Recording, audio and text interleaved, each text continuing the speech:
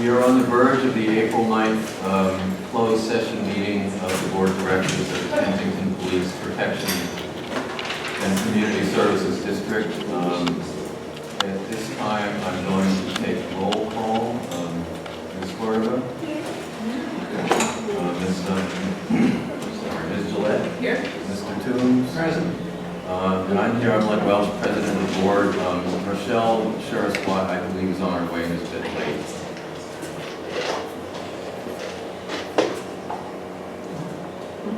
That's just, you got to step outside emergency call. Here she comes. Rochelle Sherris-Watt, are you present? I am here. Okay, we have a full board present, except that Ms. Gillette had to step outside for a pressing phone call. I expect that to be taken care of shortly. And then we'll begin public comments if there are any.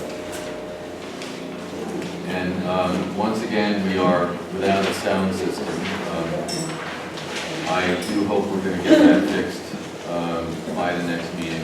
I am hoping and praying. Maybe I have to do more than hope and pray. All right. Would anybody from the public like to comment on any issue related to the closed meeting agenda? Yes, sir.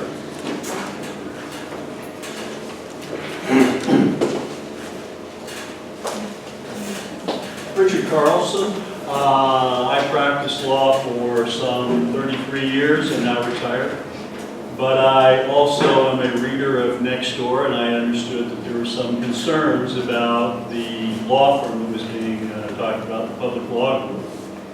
And therefore I thought I would come today and tell you what I know about the public law group, just because I have worked with them in the past. They are probably one of the best, if not the best, public law firms that I had the pleasure of working with during my tenure in the office. I didn't have a tremendous amount of cases with them, but I definitely had some. The other thing I want to share with you is, for those of you who don't know it, Louise Rennie was the city attorney, and she is the one who started this group, and she's recognized as one of the best attorneys in the state, and has won numerous statewide awards, as you probably know. But more importantly, she directed the city attorney's office for, I don't know how many years, but that's a board of supervisors with many diverse interests between different supervisors. And therefore, if any law group or any law firm can represent this board, I think the public law group is more than capable of doing that, just from the leadership of Louise Rennie. So therefore, I highly recommend them. I have no affiliation. They're not paying me any money, I guarantee it. And I am now retired. But I did want to put that on the record just because I think it is important. I think they're an excellent law firm. And therefore, I'm here to say that. Thank you. Thank you for the comment.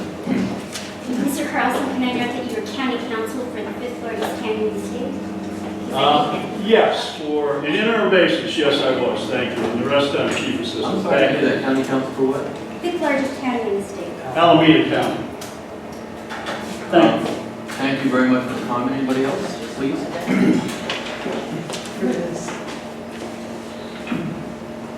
Good evening, I'm Sandy Waters. What I wanted to know was, I didn't know we were looking for a new law firm. I mean, was this put out for bid? I don't know if you do that when you do a job or what, but how did we end up with this one law firm and others not trying? Well, we haven't made a decision yet. We did not put it out for bid. We looked around for what we thought would be the best law firm for our particular set of needs. And it's about the best I can tell you right now. And this is the only one? We think by far and away they're the best. We haven't deliberated it, though. Yeah, we have to deliberate. We'll come out and we'll tell you what we think. But, Thank you. that's the basis of the choice.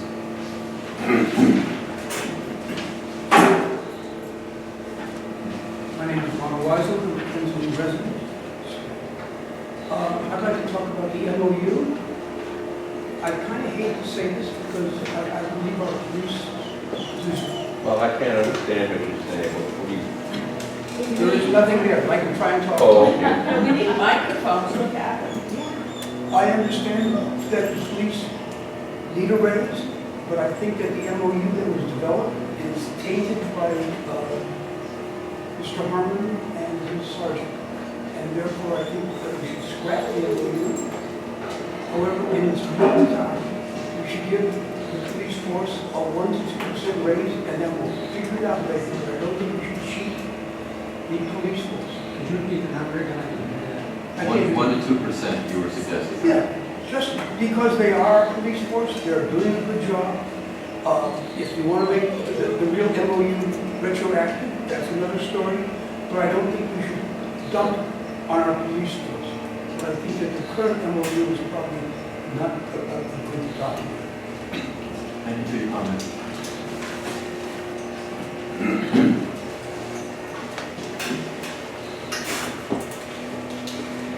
My name is Mabry Benson, and I want to make a comment about the MOU also. One point I noted, and I've written this to the board before, but I don't think I've had a chance to say it publicly, but there was a change between the old MOU and the proposed MOU.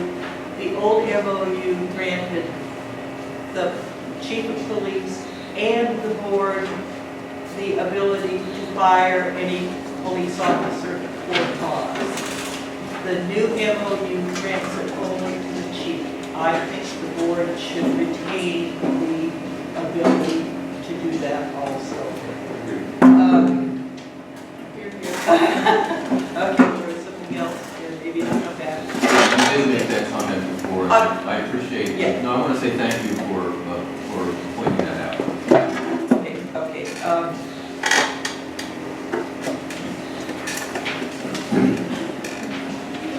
We'll have another chance. Yeah, you will. Just have another chance. I have, my voice is booming enough, I'm sure. I need to see you so I can get it in the minutes. And I can hear you when you're hearing. Okay. Marilyn Stolen, and my question is related to the new proposed law firm. I've read the materials, I'm very impressed with your background. Former San Franciscan, I remember Louise Wren. Water, please. So, the new law firm proposes transparency, inclusiveness, and communication as their intent in providing services. They also strongly suggest, as I read it, a budget for all members of the board to contact them, whereas in the past, only the board president and the GM can contact them. So my question to you is, are you in agreement with that proposal? It seemed very sound, and I have the exact language, but, so I throw that out. Well, that proposal sounds good, and I certainly support it, but I do not believe that the past practice was that only the board president could contact the firm. I believe that's a misstatement of reality. So, are you in agreement with your proposal that, that everyone would be able to? Well, we have to deliberate that, okay? That's what we're going to closed session for, but I can tell you I like that statement. I thought that was well worded in your proposal. Okay. Thank you for the comment and question.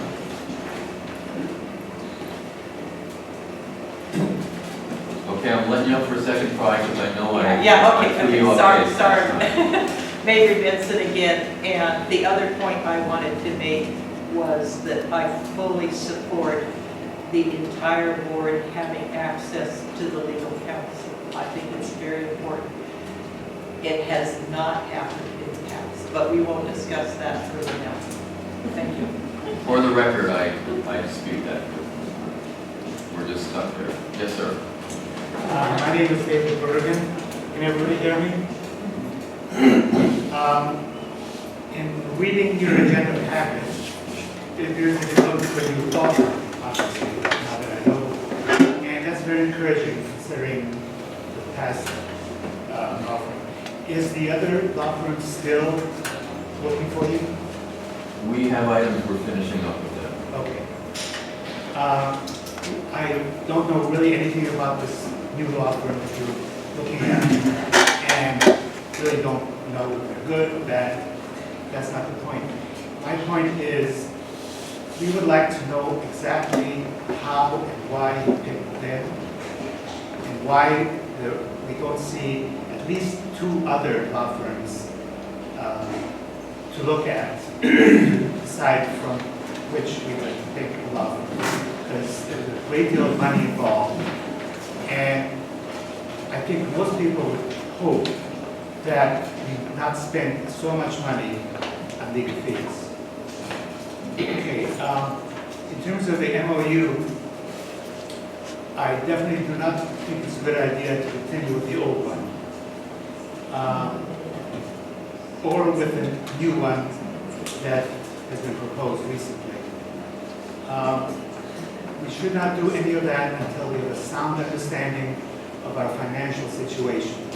Exactly how much we can afford before we decide how much we're going to pay out. And I guess that's it for the open session comments. Thank you. Thank you. Anybody else? Go ahead.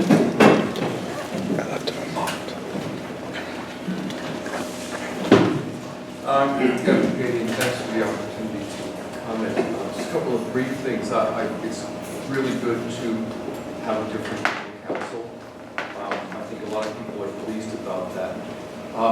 There's very little on the website that we know about exactly what the role and function of general counsel is. And I think at this point in our history, it's important to reconsider what that council does. In other words, what's its authority? We know the board has authority to hire counsel. And we know that there are things that are legal that obviously the council has to tell the board about the legality of things. But otherwise, the role and function need to be kind of spelled out, and there's a philosophical thing here as well as kind of a legal and financial agency going on. In short, it's sort of the question of who the general counsel is working for. And it's encouraging in your statement that it seems like the council understands that you're working for the district.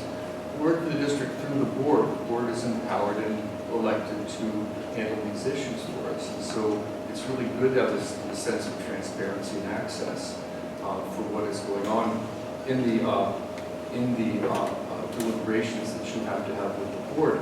And in doing this, we have to make sure that it is the legal and the legal advice as opposed to political advice on feasibility and advisability of certain interests that may be of a majority of some board members or some people in the community, because it would be ironic to have the council working against the interests of the public or against some board members. And so as long as it seems that the council is working to advise the board on straight legalities, we'll be happier and better advised, and this would be better than pursuing litigation instead of engaging concerns and solving problems. Litigation should always be a last resort. And the second on the agenda is the MOU with the police.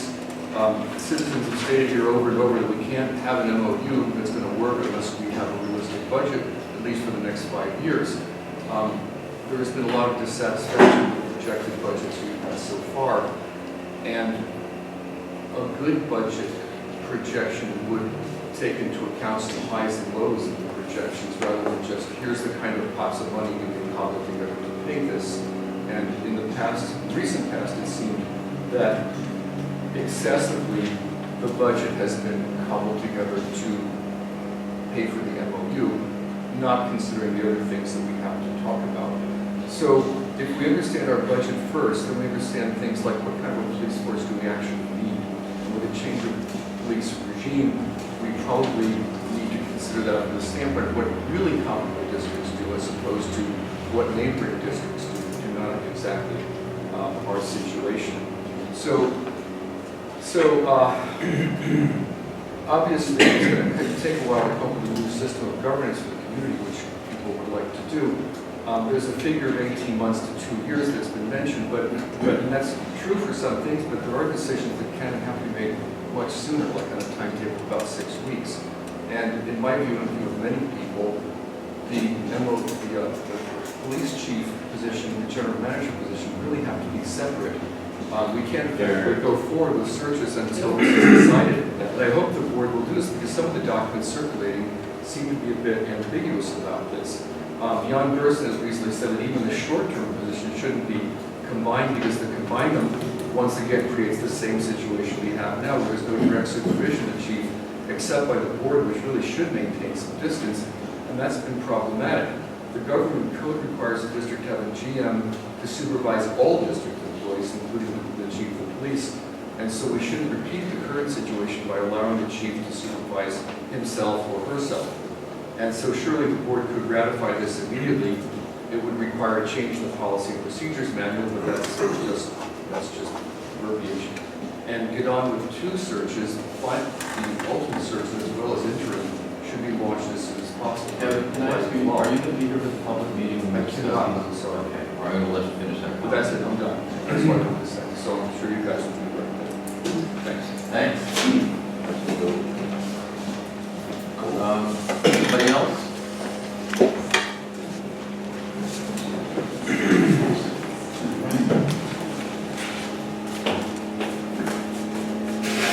Hi, I'm Catherine Deniergard, and I first of all want to thank the board for searching for new general counsel. I think it would be wonderful to have honesty and integrity from our legal counsel, so thank you. And speaking to the MOU, it doesn't seem like the right time to do it because it's really unclear what's going to happen, and there's a lot of very serious issues on the table. So I'm very much in favor of continuing the month-to-month agreements with the employees and trying to solve the problems. And I wanted to bring up what I consider to be a very serious set of problems about that we need to address before entering into any contracts with employees. And that is, there's been an ongoing problem for a number of years of women and people of color's rights being violated in this community, and there's a lot of incidents of this, and this is happening not only to Kensington citizens, but within the department, at least as far as women go, and it's also happening to people passing through Kensington, and there's also a case of somebody working in Kensington, and there's not time right now to go into, I could recite maybe 10 serious incidents, but there's not time to go into that right now. But I would like to sort of make some general points about that some of these violations have had the effect of chilling of First Amendment free speech. Excuse me, could I'm perfectly happy to hear the comment, but are you talking about the MOU now? Or I'm something saying else? this is why we should not enter into an MOU. We should not enter an MOU because there's some serious problems with the Kensington Police Department and how it has treated some of the citizens, how it's treated women, how it's treated some people of color. And I think we need to both find leadership and policing that it gives rights to all of the community, that all of the community can be protected by whatever kind of policing we end up with, and that may be a contract with El Cerrito, that might be. I suggest that may not be a matter of the MOU as much as it is the chief selection process. I'll wrap this up. And you can continue in the public session if you want to get into that. I just think not quite. Yeah, well, but yeah, that's why we shouldn't have an MOU though. We're just not ready for it because of these issues and other issues that we discussed. Thank you. All right, thank you.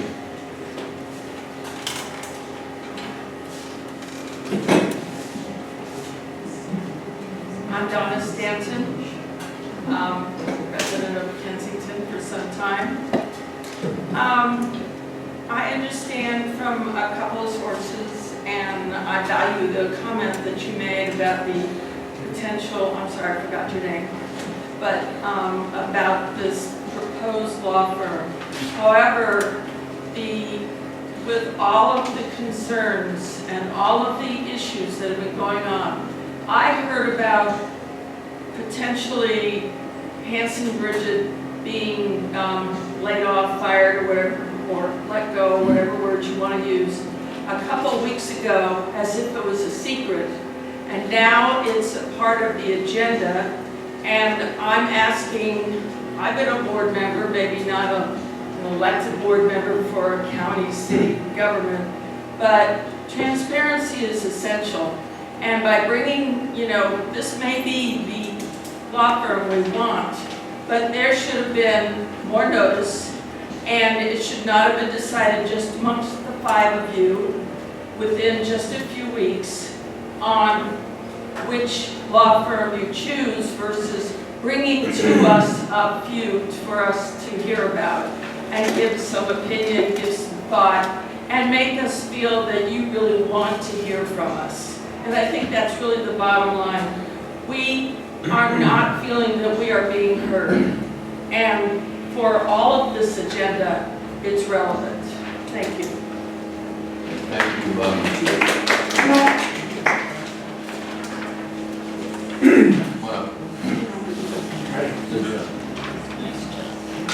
On that note about being heard, I think it will be great to give some thought to, I'm Chris Hall, I'm the resident, to the committee or board that's going to interview and look at the possibilities for the chief of police and the general manager. And I would urge you to give some good consideration to including citizens from the community, and maybe that's already in process, I don't know. But We'll be discussing that in the public meeting. terrific, okay.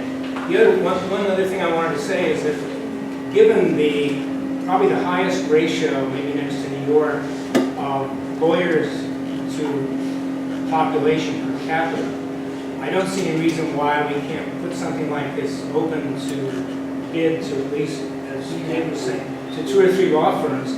And I was kind of shocked, but I guess I'm not in the loop with legal fees, but charging $100 for a 10-minute drive from Berkeley to here for transportation time, I mean, that should be negotiable. Let's talk about these things. Say to the guys, hey, we'd like to have you on board, but can you waive the what is it, transportation costs?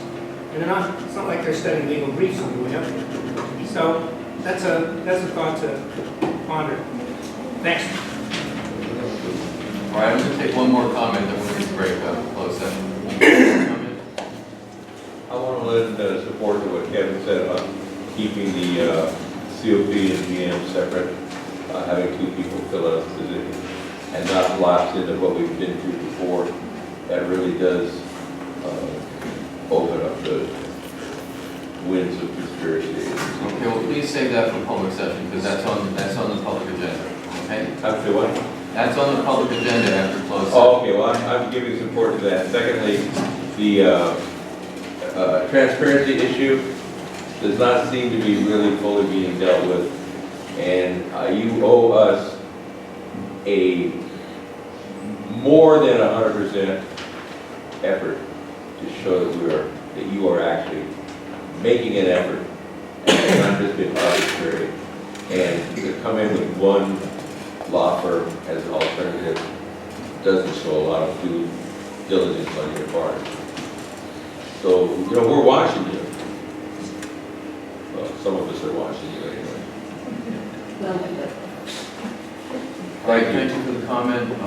This time, we will close the comment session and go into closed session. Thank you. Back in 7:30, or close to 7:30 is the advantage.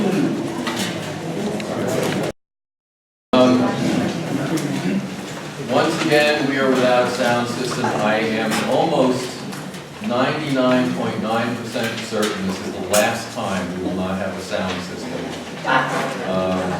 Please bear with me on this. I can't take questions now.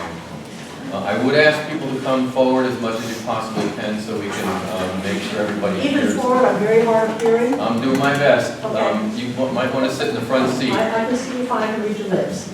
Okay, good. All right, folks, so we just came out of closed session. Welcome to the public meeting of the April 9th meeting of the Board of Directors of the Kensington Police Protection and Community Services District. My name is Len Welsh, I'm the Board President. At this time, I'll take roll call. Ms. Cordova? Ms. Gillette? Ms. Shaw? Here. Mr. Toombs? Here. All right, we have a full board present, and the first thing I need to do is report out on our closed session. We essentially are taking no action on either of the two items. We will be taking action in the public section that handles those issues. So stay tuned for that. And I want to announce now that the way the agenda is organized, we have district old business first and then district new business second, which is the way it usually goes. This time around, however, I'm going to ask to take the first item of district new business first, because that involves the proposal about new council, and we want to have that discussion with new council here. When we're finished, we want to let them go. Before we get to that, we need first hear from the public if there are any public comments any of you would like to make on matters not noticed on the agenda. This doesn't work either? No. Let me just say about the sound system. We have some solutions that we are ready to implement with the sound system. We've got some pay groups to donate their equipment to us. There was a little bit of a legal question about it that Rochelle and I are trying to work out, but we will have that worked out by the next meeting, and I fully expect that we will have good functioning equipment here next time around. So I hope this is the last time we have to yell and scream at each other. It's okay, I will try to speak loudly and clear. I understand that a recent posting on Nextdoor Kensington stated that the district did not make the required OPEB payment in 2013. I attended this meeting last month, and I believe I heard the auditor indicate that the 2013 audit was squeaky clean. So I don't see how the audit could be clean if the OPEB payment was not made. So my question is, for 2013, was the OPEB payment made? Yes, Can you explain what that means? it's our payment to the CalPERS medical plan for our current and retirees. It's what we fund to make sure we have enough money down the road to pay for future medical benefits. And we have funded through, we funded 12, 13, and 14, and we are fully funded based on our actuarial. Thank you. Glad to hear that. I'm Barbara Steinberg. You may not recognize me with all the bandages. I've had some skin surgery recently, but I'm still Barbara. I've heard that, we've read that you're going to be doing some restructuring of the police department. All of you have told me throughout some of my other public comments that I really have appreciated the police services throughout the years. I've been here since '59. And I've been as a single person, as a family person, and through the restructuring, I've heard, what I've heard suggestions are that the police department become regional services. May I ask you to save your comment for when that item comes up on the agenda? Is it coming up on the Yes, it agenda? is. Yes, it Police is. services? Yes. Okay, do I have to sit here to have my turn? No. I'll tell you what, I'll make you first when the subject comes up, okay? I can hear better over there. Next. I have an announcement. Is this appropriate? Yes. So, Kensington Public Safety Council announcement. Our group will present Barbara Marita. Can you hear me in the back? Very good. For a talk on disaster triage and first aid on Thursday, a week from tonight at 7 p.m. here. The talk is free and open to all. It will be about triage, assessing and sorting disaster victims, first aid, how to stop bleeding, treat for shock, splinting, fractures, evaluation, how to do a head-to-toe evaluation. We need to serve people know about that. And transport, how to safely move an injured person. The training will also provide an opportunity to answer a variety of questions about earthquake safety and response. The reason why this is very interesting is that Barbara has 32 years of clinical experience as a physician assistant, and mostly the reason we like her for this is she's a member of the California Disaster Medical Assistance Team. She has disaster medical response experience from the World Trade Center incident, Hurricane Katrina, numerous San Diego wildfires, and the Haiti earthquake. And she brings these experiences into her training approach and shares cases from these events.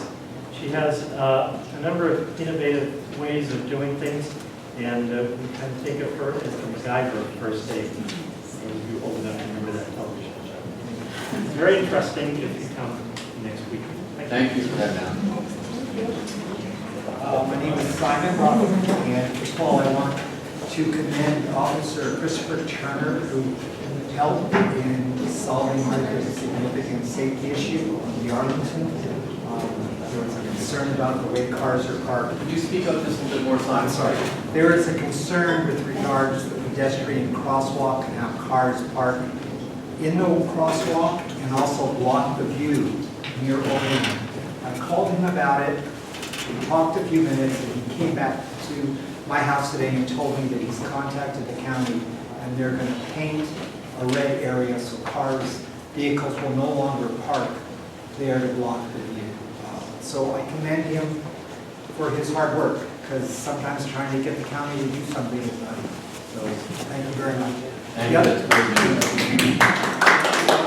thing I wanted to do, given my name, is give a simple approach to the budget.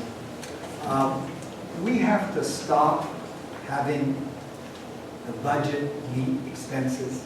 Expenses need to meet the budget. We need to manage it that way. I think we've been managing it, excuse the expression, half-ass backwards.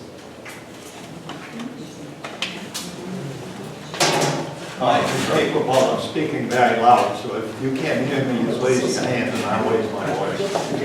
I've always wanted to be up here one night and talk about all these positive things and have everyone feel good and so on. Unfortunately, this is not what I was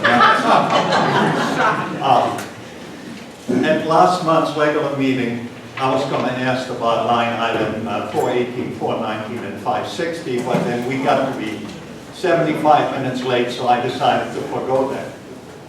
And then we had the auditor in who presented the 2012-13 audit.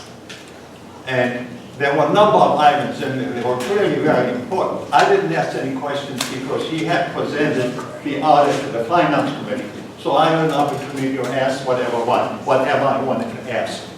Now, there were a number of people in the audience who asked questions. And from my perspective, they all had to do with trust. Everyone had these little things that seemed very important to them.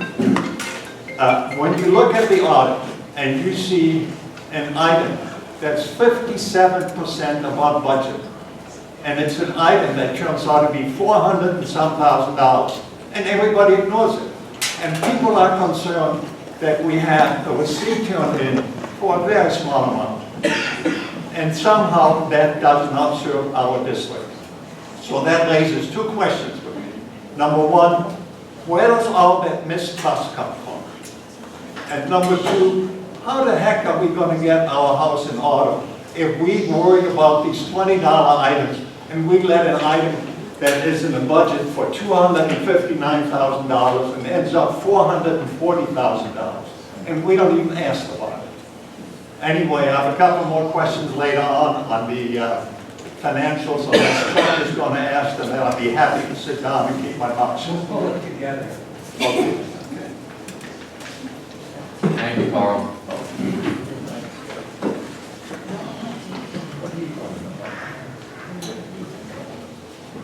Catherine Deniergard, and after comments that I think are not. Louder.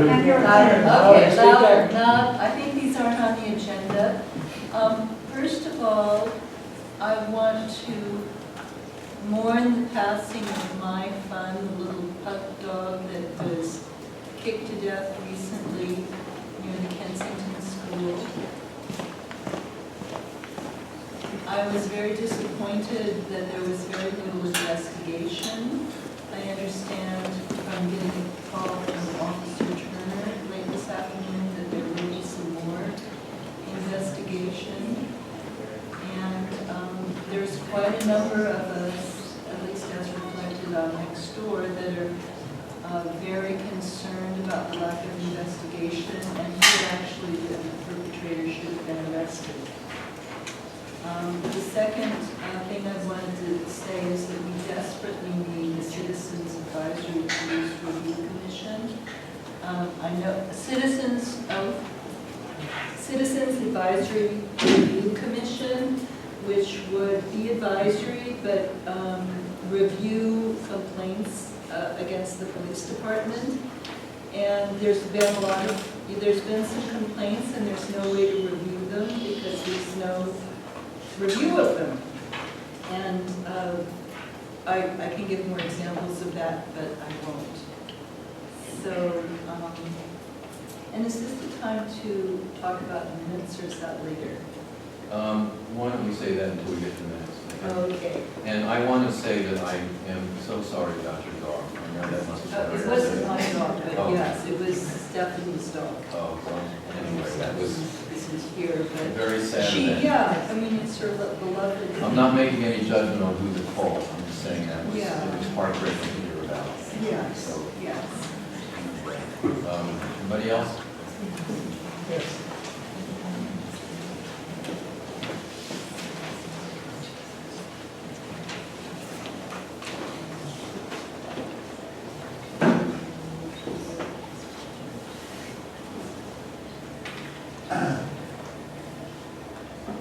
I'm Tony Lloyd, and I live at 91 Arlington, former board member, board president. I just have a brief comment to share with the board this afternoon. Over 3 months into 2015, various members of the board have utilized the Kensington Next Door community blog to conduct board or board-related business. I'm suggesting that if this practice is to continue, then the district should approve a policy to be placed in its policy manual and be made available for members of the public to review. Doing this will help avoid the potential of legal exposure and risk brought on by the current practice of certain board members using Kensington Next Door and perhaps other neighborhood blogs, which certain board members using the K&D, these blogs do not offer equal opportunity for transparency coverage to all Kensington residents. A recent example of a K&D to solicit candidates for a board committee that would be making recommendations of the COP general manager replacement issue can be cited as one such transparency risk with potential legal exposure. Because only a small number of residents are K&D subscribers, a claim could be made that this was an attempt to control committee candidacy to the K&D and to the specific group or groups that the sponsored board member lives in. The board should consider any official public communications, and especially ones selecting members for public service on district personal committees, to meet the highest transparency practices and policies currently in place. Needless to say, we can ill afford any more costly legal policy challenges. I apologize for taking up the board's time with this issue tonight, but the request for concerns was submitted prior to the board had gone unresponded to, with the most recent communication being as late as this past March 19th. Thank you. Thanks for taking time to come. Any response from the board on that? I don't have a response at the moment, no. I have a response for, I think the first one you're referring to was that the next door comment was, the initial one, was that someone had put an inquiry on Kensington Next Door inquiring about the Brown Act and how it worked, or there was a thread of conversation. And I had inserted links to the Brown Act itself and also to a prepared document that was put out in 2013 by our law firm at the time, Hanson Bridget, explaining the public service role in the Brown Act. To which I believe that then Mr. Lloyd responded to me that that was inappropriate use, that I was representing, I don't want to mistake you, but representing the entire board by providing those documents.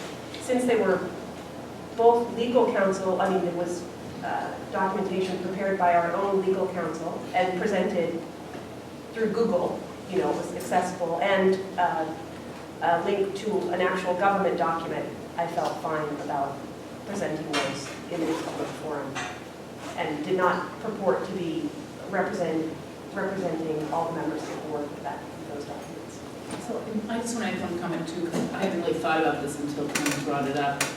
But I think his concern is that if you were to post something like, here's where to apply for a committee on Nextdoor, because it only goes to a limited amount of people, maybe that's not a good way of communicating for the board, that maybe board members should only communicate in public, on the website, that sort of thing, as opposed to doing it through Nextdoor. So we might need some direction from legal counsel on that as to what is appropriate and what's not. I appreciate Tony raising the concern, because we certainly don't want to leave anybody out. And I honestly don't know the answer, but I thought it's food for thought. Yeah, and sort of to clarify, it's Ryan Anderson. I think the area of concern was if something was posted on Nextdoor and not made available through other means or not made publicly available, there would be concern there that there wouldn't be public access and visibility. Yeah, I was just suggesting that there would be consistency where any public notification coming from the board should be posted so that people can come back later on and say, I was never informed, or that this information was... So you were asking the board to consider a policy to ensure perhaps that anything posted on there should be made publicly available through other means as well? Precisely. Yeah, I mean, I will say that I don't think that's the best medium for us to be communicating through. I will say we need to have a more robust policy of getting stuff on the website so people can go to the website and feel like they can be staying up to date on what's going on. That right now I think is something we still do a lot of work on. Hopefully when the Outlook gets settled, that will help also. I think the Outlook and Nextdoor are unique channels for communication, and I don't think we can over-communicate at this point. I think the message certainly needs to be consistent, and when it needs to be,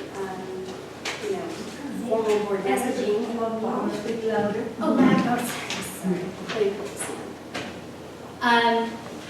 I think we need a multi-channel approach to communication. And as long as the message is consistent, what you hear in this meeting is consistent with what you read on Nextdoor, what you read in Outlook, then I think it's a good thing. I'm not concerned. I think that every time, I'm happy to say that if we've announced something on one medium, I think that absolutely we should mention it here, that is also mentioned in the public forum here, that it's mentioned posting on Calusa Circle, that it's at the public safety building. We're trying to get it everywhere, whatever we're advertising, so we're not shy. So definitely there will not be, we don't want, I think we've stated pretty publicly that we're not interested in using one form, but because we have so many competing media streams and a wide constituency, that we're going to try and hit, or at least I personally am going to try and tap all those resources. If we can utilize Facebook and Twitter and Nixle and Nextdoor and the Outlook and your neighbor, then we will do that. So I think the only issue is the one that Ryan raised, that it has to be on some public site that everyone has access to. Right. So the Outlook everyone has access to, the website everyone has access to. But And the then Outlook you can is certainly repeat it elsewhere, but it has to at least be in those two places before it goes to other ones. I think It just has to be on the website. Right. Because the Outlook's not an official channel of the board. Right? I'm just saying it has to be something that everybody gets. Everybody gets part, everybody has access. Yes, sir. I was going to say a couple other things, but in terms of the last comments, next door has well over 1,000 people on it right now, which is Kensington. So it's a very good way of getting information out. The website is very good, but you have to remember that there's a large portion of our community who are not on the internet. And there's also a lot of people who don't see the signs at the Calusa Circle or at the public safety building or at the former Rexall drug station, drugstore. It'll all be Rexall to me. Yeah, to me, it's going to be that. Just like, to me, it's not Martin Luther King, but Grove Street. Okay, and Garfield Junior High. What about Narcissus? Come on, we're going. Oh, of course, Narcissus. Okay, and if anybody here is interested in next door, come see me and I can get you subscribed. I'm just a member, I have no other connection to it. What I wanted to speak about, this has come up from several people, that there's questions circulating in the community about the new position of district administrator that apparently has been created out of thin air. And there are questions about who was hired for that position, and the pay involved, and why wasn't this position publicly announced, and why wasn't there a public review of applicants if there were any other plus. I have searched through the procedures that are online. Difficult thing to do because they're PDF files. And couldn't find anything on it. Nothing about no formal procedure for the hiring of new personnel and creating new paid positions within the KPPCSD. And if that is the case, then my understanding is that the California state guidelines need to be followed. I can answer that partly. The position that I think you're talking about is Lynn Walter. Yes. Her position was announced years ago as district administrator. We looked into that, didn't we, Greg? Yeah. Lynn? But it hasn't And changed. she's always held that title. But it's been changed recently. No, it has not been changed. That's not There's no change. You have the title that was advertised, do you not?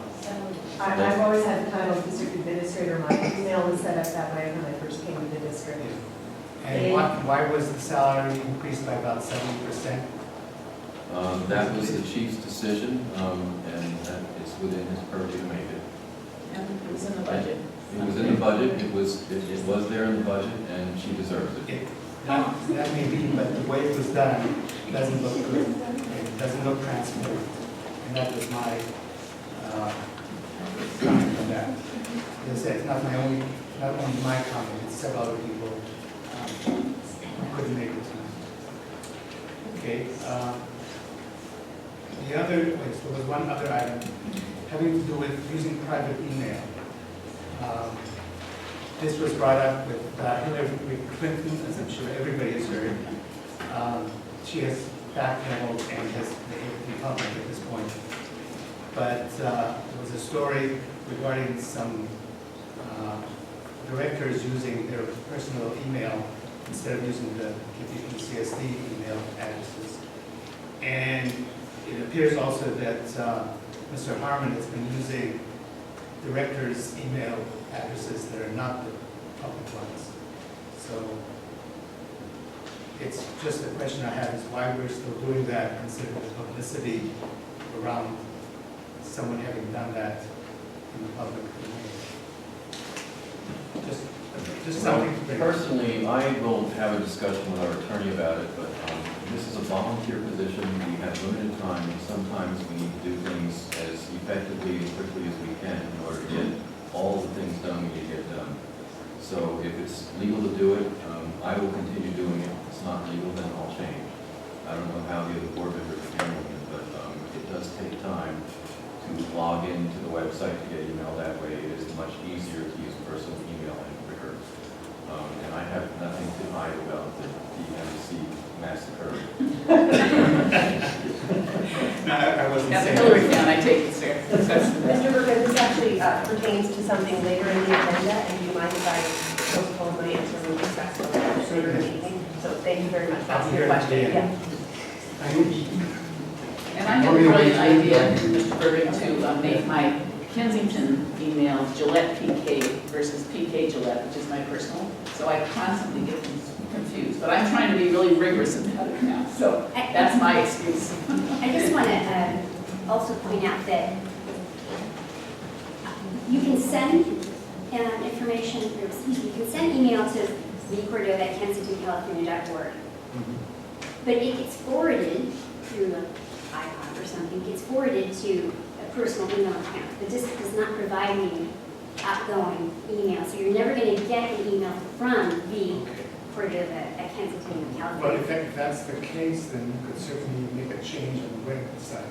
So If that you is, are able to do I that. have a technical, so And if you maybe do that, it's then the a- problem Do you want me to jump in on this? Why don't we, since we're on the topic? Okay, so we've discussed this as part of the security question. We've raised it, the group I've been working on, which we'll talk just briefly about a little bit later, along with Ryan Anderson and Rick Artis and Sergeant Huey and I. This became part of our discussion recently because it is a concern. There is the possibility that it's expediency. If we are asked to publicly disclose the emails that we've sent as board members. It's an issue of just slowness, and it's also perhaps a legal issue that becomes difficult, that we then have to present our entire inbox to, and then let suss out what is pertinent and what is not. So with our IT team, we feel that we can provide district email, that we have that ability. Before now, all that we have, essentially, when you click on our email addresses, is a forwarding system, the same as a telephone. That just forwards and drops into each of our individual email boxes, so then we in turn, of course, have to reply out of our individual emails. We are looking to change that and then to offer that to the entire board. As soon as we can do that, hopefully in the next 4 to 6 weeks, I will absolutely send every district email from that box and from that address. And I encourage my colleagues to do the same if they, and I'm sure our legal counsel will also advise us. Hey, just a quick clarification too. If your concern is, like, I can understand what you're saying, and I appreciate it. Like when directors use a personal email to send to another director, that is a big issue. However, just to clarify everybody's mind here, when they send me email, I only have one email address that they use, and that's the official email at the district. Therefore, any Public Records Act request for my emails, if it's correspondence between me and the directors, that has to be given unless it's for some reason exempt, okay? So I understand what you're saying, but I only use district email for district business. So half of that situation that you're referring to is not a problem. Any other public comments before we get on to the agenda? Just a little progress report if possible. I've heard the senior board members say in previous meetings that they want transparency, openness, Can you come forward so we can and get want on the the... board to change, including getting Kensington residents' feedback. We want to share information with all of the board members. Could you please start again? Oh, no, she knows. This on the recording. You know, oh, minutes. But not everybody knows. Oh, okay. Marilyn Stone. I've heard from, and this is just a progress report, I want to get feedback from the new board members, because I've attended all of these meetings, I don't know all of the protocols, but I'm very interested in what is going on and the changes that I'm hoping to see continue. And so everyone has been talking about transparency, openness, wanting the board to change, get residents' feedback, sharing information with board members in a timely manner, and govern as a team, because that's what this is, the board is a team. So I asked the two new board members, I'm sorry to put you on the spot, do you think you've been kept in the loop since the last few board meetings, because of the changes, and with these recent developments, with the new agenda items, or do you think the senior board members can do better to improve the communication process? So how are they doing? How are you all doing? I think we all could do better. It has not been an easy onboarding, I'll speak for myself. I can say that Director Toombs has been the most cordial and responsive to some of my needs, and I appreciate that, and I enjoy working with you very much. And I think there are other opportunities to build better relationships as we continue to move forward on a lot of these ad hoc committees. And I think, as you'll hear later on this evening, there are more opportunities to sort of institutionalize maybe a better protocol for communicating with one another. And I am hopeful that that will resolve some of the issues that persist. My answer to your question is no. Truthfully, I have not felt part of the loop, unfortunately.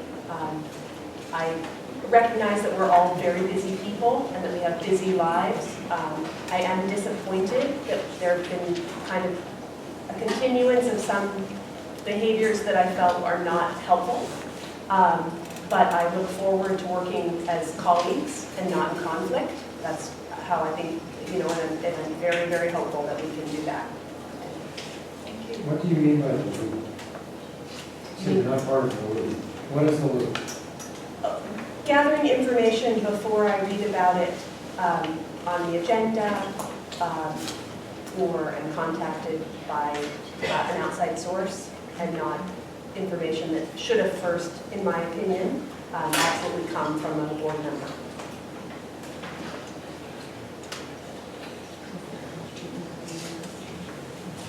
But I'm looking forward to moving forward and to building up better. Do you have a suggestion on how to remedy this? I think we definitely need to put in place policies and procedures that support that, because I don't believe that it's it's not personal malice. It's a habit. I mean, for all of us, I think it's habit. And as Director Cordova said, I play a part in the relationship. I'm not trying to put the onus on any one person.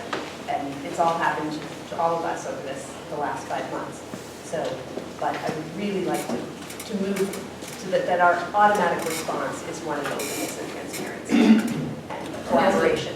As a, I guess, senior board member, I would take offense that this is on full page.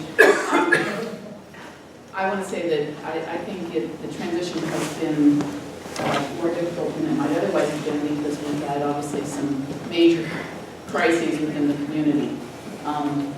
And I think there was a certain familiarity that the old board had and ways of doing things, because we worked together for 2 years, and we come out of a very difficult time. As you know, before that, the previous board, there had been a lot of dissension and a lot of contentiousness. And so coming in with 2 new board members, there is an adjustment period that goes forward.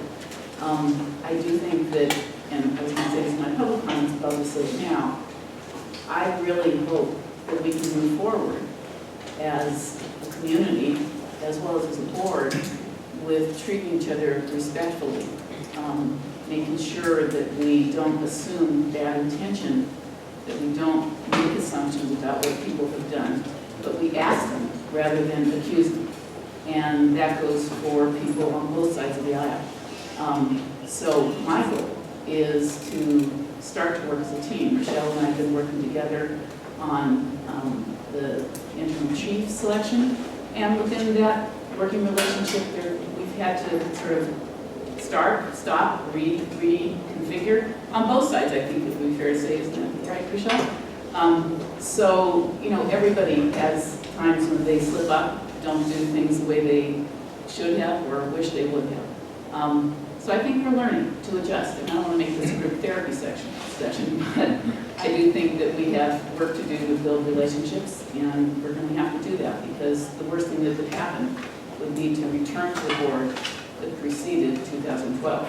That would be a huge mistake, and we certainly don't want to go there. So I'm hoping that we can look forward, not back, build those relationships, build consensus, build collaboration, build transparency, and regain the trust of each other as well as the community.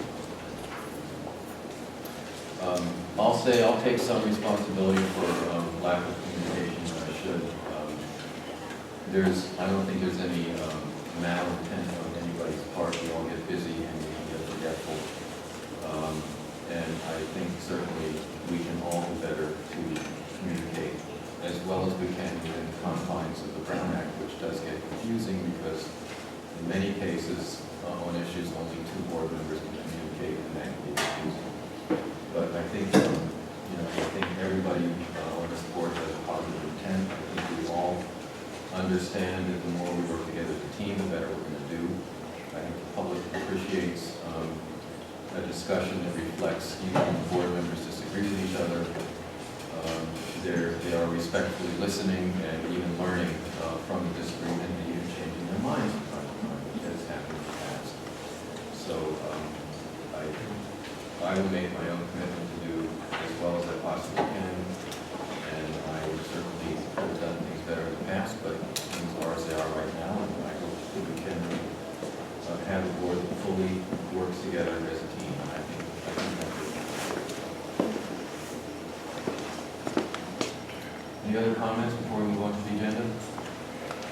All right, I'm going to skip over the consent calendar for a minute. Oh, board member comments, I apologize. Yeah. Okay, I hate to be a little bit of a community calendar, but that's what I'm going to do for just a moment.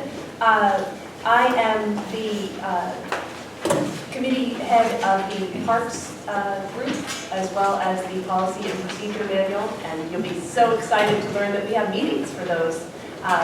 So the group to meet for Parks, I'd like to convene the first meeting on April 29th. That's a Wednesday. They're in room 3 at 7 p.m. I know that perhaps all committee members will not be able to attend. That's fine. You will.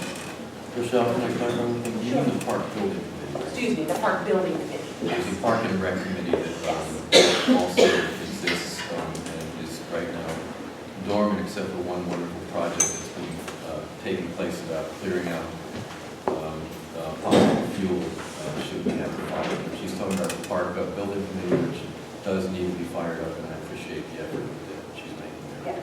So April 29th and then tentatively May 27th. So those are the 2 last Wednesdays of the month, for the next 2 months. And then the Policy and Procedures Committee on May 18th, that's a Monday night, 7 to 8 p.m. It's going to be a little shorter meeting, just 7 to 8, also in room 3 back there.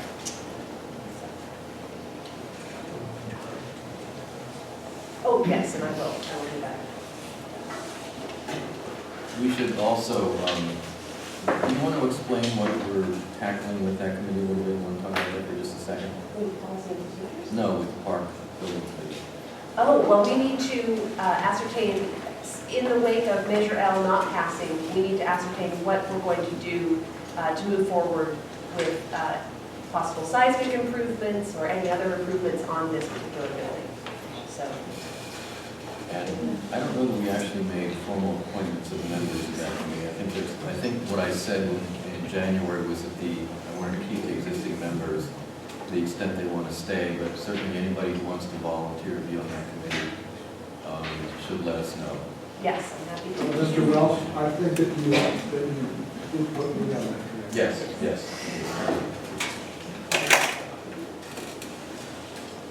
I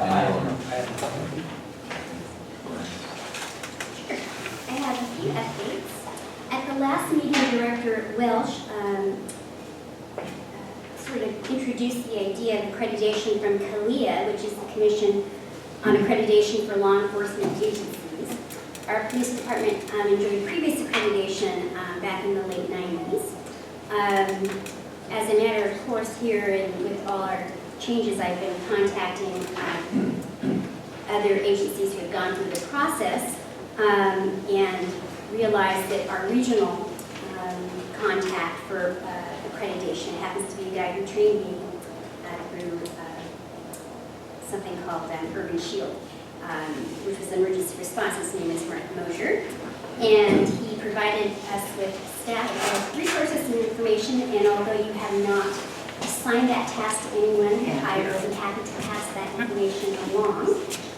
He is a Contra Costa County resident and just a lovely dear man from retired from the police department, and just exceptional, and it was really nice to know that he will be helping us out with this. So when you're ready for that information, I will send it along.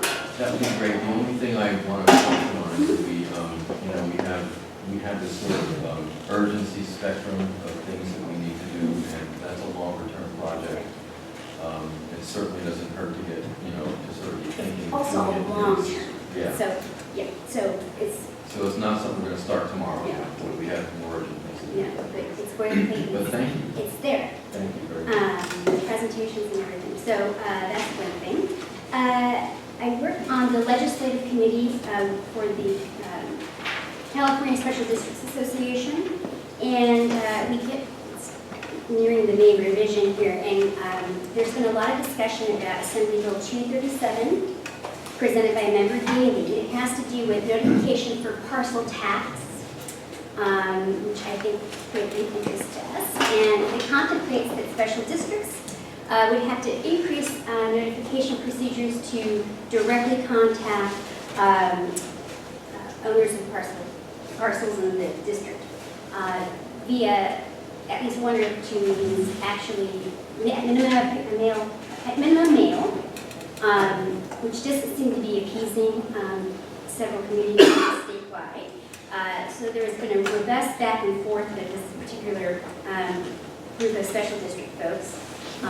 Many special districts would like to see this bill include the option of email notification, which would kind of produce some cost savings for special districts, particularly those of our size. And it's AB 237, you should really give it a read. The notice that's currently being proposed is similar to how we sent out a 218. We heard a lot about the 218 hearings when we were looking at the refuse contract. But for those of you who said, well, we never knew anything about Measure L, those kinds of conversations we may not even need to have, because we may be compelled to do a little more in terms of notifying the electorate that indeed the district's contemplating a ballot measure that would impact parcel tax or benefit assessment tax. So, Who's the author, do you know? Daily, Member Daily, Southern California, San Diego. Anything else? Oh, gosh, that's it. Thank you. So I have something I just feel obligated to do, and that is, people have taken a lot of shots at Lynn Walter and her increase in pay. And I can tell you that, from my perspective, Lynn Walter brings so much to our community. She's a highly qualified individual, both in terms of her background and training, the job that she does for Kensington and for those in the community, the work that has to be done, that nobody looks at, nobody thinks about, nobody really understands. She does without complaint. And I do believe that she is fairly compensated for the work she does. That's why I voted for the budget with that raise in there. And I think we just need to remember that there are a lot of things that get done that we assume someone is taking care of. She's the one who's taking care of them. She's brought organization, she's brought a lot of professionalism to the way in which we communicate with each other, and the way we communicate with our officers, and the way we communicate with our neighbors and in our community. So I thank you, Lynn, for your service. I believe you're well compensated and properly compensated at the level you're now paid.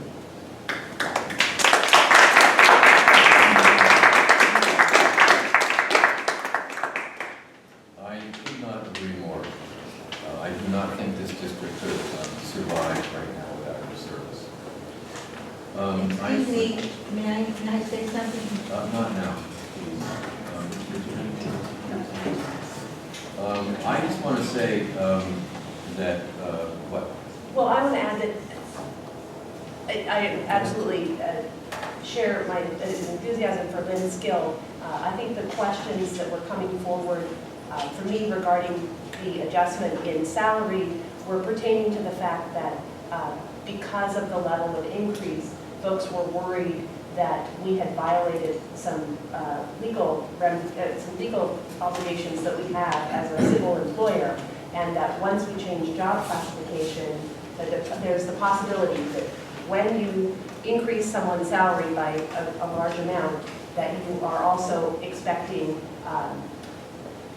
greater output, other things, and that people were concerned that wasn't an open process. It was not, truly I've not felt that people have been ever critical about the job that Lynn does, and of course would roundly support the skills that she brings to her position. But I think that was what people were seeking clarification on, just about being open and not realizing that the increase in salary last year in the May agenda was an increase for only one employee, because that was noted as a plural, and I think people felt that was for all sworn staff. Actually, I think there was another increase with them for Andrea. She got a small Did she increase. also? Okay. There were salary adjustments. Yes, salary adjustments. All right, Tony, go ahead, since you were part of that. I can't wait for comments on this, but I don't propose to let it slide by. So whenever you all take the board will take comments on this. I think you said go ahead. Yeah, go ahead. We can't hear you. Tony, did you want to come in? No, I just stood up, okay? I just want to say that, I think it was very unprofessional to have Ms. Walters' background and her credentials discussed on Kensington Next Door in an article that I've known Ms. Walters for some time now. For 5 years, she has worked as a part-time employee trying to do the equivalent of a full-time job. And the board has been very, very, let's say, miserly in asking her to work for wages that are significantly below the same position over at the fire board in the city.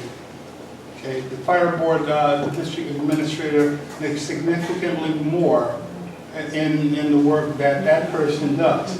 And when we discussed what we could do, the other thing is that both of the two administrators on staff had not gotten a payroll adjustment, I believe, in 3 to 4 years. You can check the records just so I don't make a statement that sounds like puffing.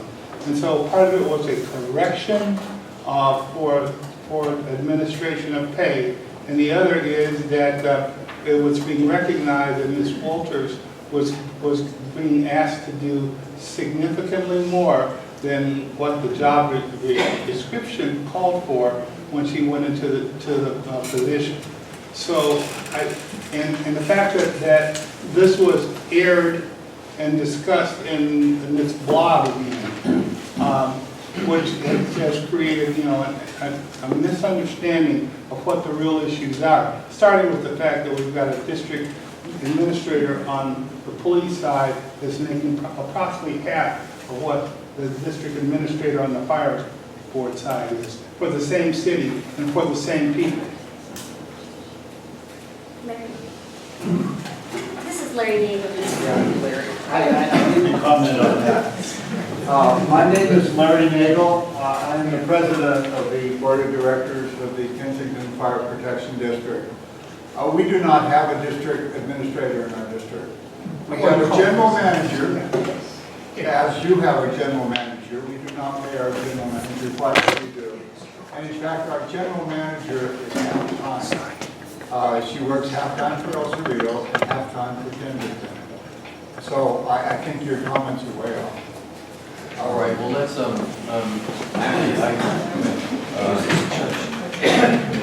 don't want to have a debate about this. I just couldn't let that go by. That's okay, I appreciate you speaking up. Do you have some facts to add to this? In the first place, I want to say I'm offended that you cut me off and you put him in, you allowed him to speak first. Let's remember one thing, nobody is putting Lynn down. No one is saying anything bad about her. Nobody is being discriminatory against her. What we were objecting to is the fact, the lack of transparency and the fact that the board made a mistake.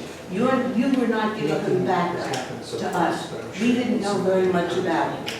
It was not Lynn. Lynn does a wonderful job, and she's a lovely person, but it's the board, you, Mr. President.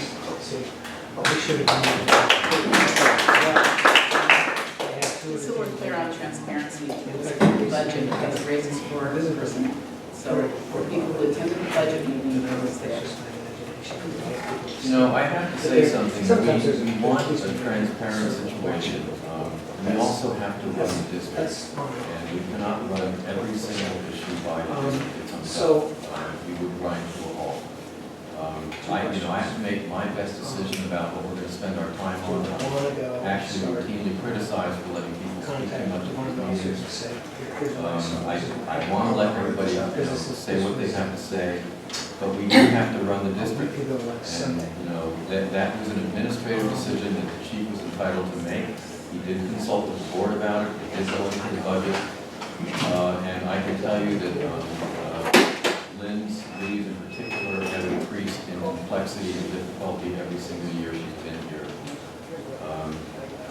I want to actually move to a different thought here, which is that, there are still a lot of hard feelings over some very precipitous changes that have occurred in the last several months here. We are not going to have our former police chief very much longer. The former editor of the Outlook is gone. We're looking at what the structure of running the district should actually be. We're even looking at how the two districts relate and whether that makes a lot of sense. There's a tremendous amount of change in the air right now. There's been a lot of shock. There's been a lot of disappointment. There is a feeling, I think, a little bit of vacuum as well. But this is a tremendous opportunity to make changes. The law firm is going to change. We've actually been fired by our law firm. So these things are traumatic. They're also a tremendous amount of opportunity for us to redefine what we do and to make the Kensington paradigm work. This is a rare setup. You don't find this too often in government, where you have so much citizen participation. You have unpaid members of what amounts to a city council, and so much informed community input. The only thing I want to say before I shut my mouth in the normal meeting is that there's a lot of opinion out there. There's not enough data. We need to get focused as we make our decisions on who's going to be the next interim chief, what do we want as a long-term structure, where are we actually at with the budget, how does our budget compare with the fire department's budget, and Larry, thank you for your note the other day in response to my suggestion we take a look at both budgets with a good, solid magnifying glass. We need data. We need to base our decisions on data. We don't have enough of it. And as we move forward now, two things we have to do. We have to get our priorities straight. We have to get there's a sense of urgency. There's some things we need to do right now. There's some things we need to do middle term. Some things longer term. We need to get the sense of urgency right, our priorities right. And we need to get as much data as we can possibly get and be agnostic about our opinions until we've gotten to the point where we've gotten all the data we can reasonably get. That's where I'm coming from. I'm sorry if I insulted you about not letting you speak. I really do want to hear everybody's opinion. But anyway, that's it. We have an opportunity here. Let's not lose it. Let's move forward. Let's make changes that are better for the community. Let's do it with data, as much data as we can possibly get. And Larry, I want to talk with you offline very soon. So with that, if there are any staff comments, or Chuck, did you have anything? Yes. Okay. At the March 12th meeting, the board unanimously approved pursuing earning the district transparency certificate of excellence. I wanted to. Yes. That was Vanessa's suggestion. It was Vanessa's suggestion, and the board voted to pursue this unanimously. So I wanted to report on the progress that staff has made on completing the tasks. Since that meeting, we have posted to the district's website the 2013 audited financial report. So we now have 4 years of audits posted. The certificate requires only 3. The district's reimbursement policy has been posted under KPPCSD documents. This policy was actually adopted in June of 2013, and it is included in the Policy and Procedures Manual, which also is posted on the website. But now this particular document is a standalone under miscellaneous documents. We've also posted to the website a map of the district's service area. So those 3 things have been completed. I also wanted to provide an SDRMA update. SDRMA is the Special District Risk Management Association, and it is through them that we are able to obtain all sorts of insurance for the district. And on March 24th, GM COP Harmon, Police Services Aide Andrea DiNapoli, and I attended SDRMA's Safety Day in Sacramento. By doing so, district staff not only participated in informative sessions, they also learned at least 4 credit incentive points. Each CIP, as the SDRMA calls them, reduces our insurance premiums by about $130. The total number of CIPs available to every district is 18. As of March 31st, the district has earned 12, which reflected the additional points earned for staff's attendance at SDRMA Safety Day. Also, board member participation added another 4 points to this total. These 12 earned CIPs have reduced the district's premium by $1,552. Also on safety. Excuse me, Lynn, per what? The premium per what period of time? For the year. Thank you.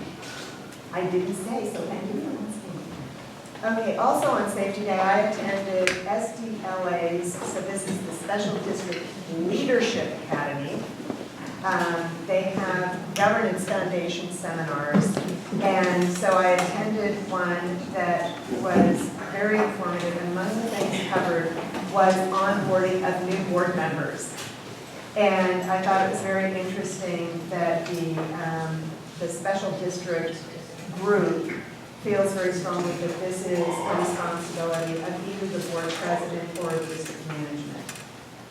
The last thing I wanted to touch on is the Form 700. These are disclosure documents that are required to be filled by the district's elected board members. They were due on April 1st.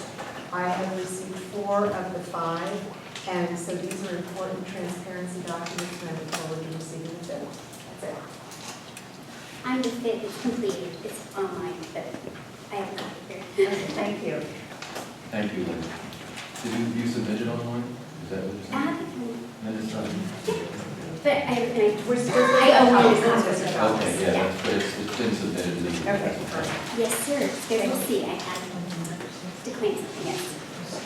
Okay, then we will go to, we're going to skip over the Consent calendar. let's skip over that and go straight to the first item of new business so we can get our council votes out of here. And then we'll come back to the consent calendar.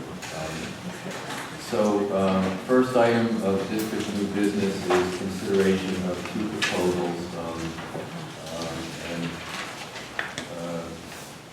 Pat, did you want to brief item A at all? Sure. Would you like to? So let me clarify some things.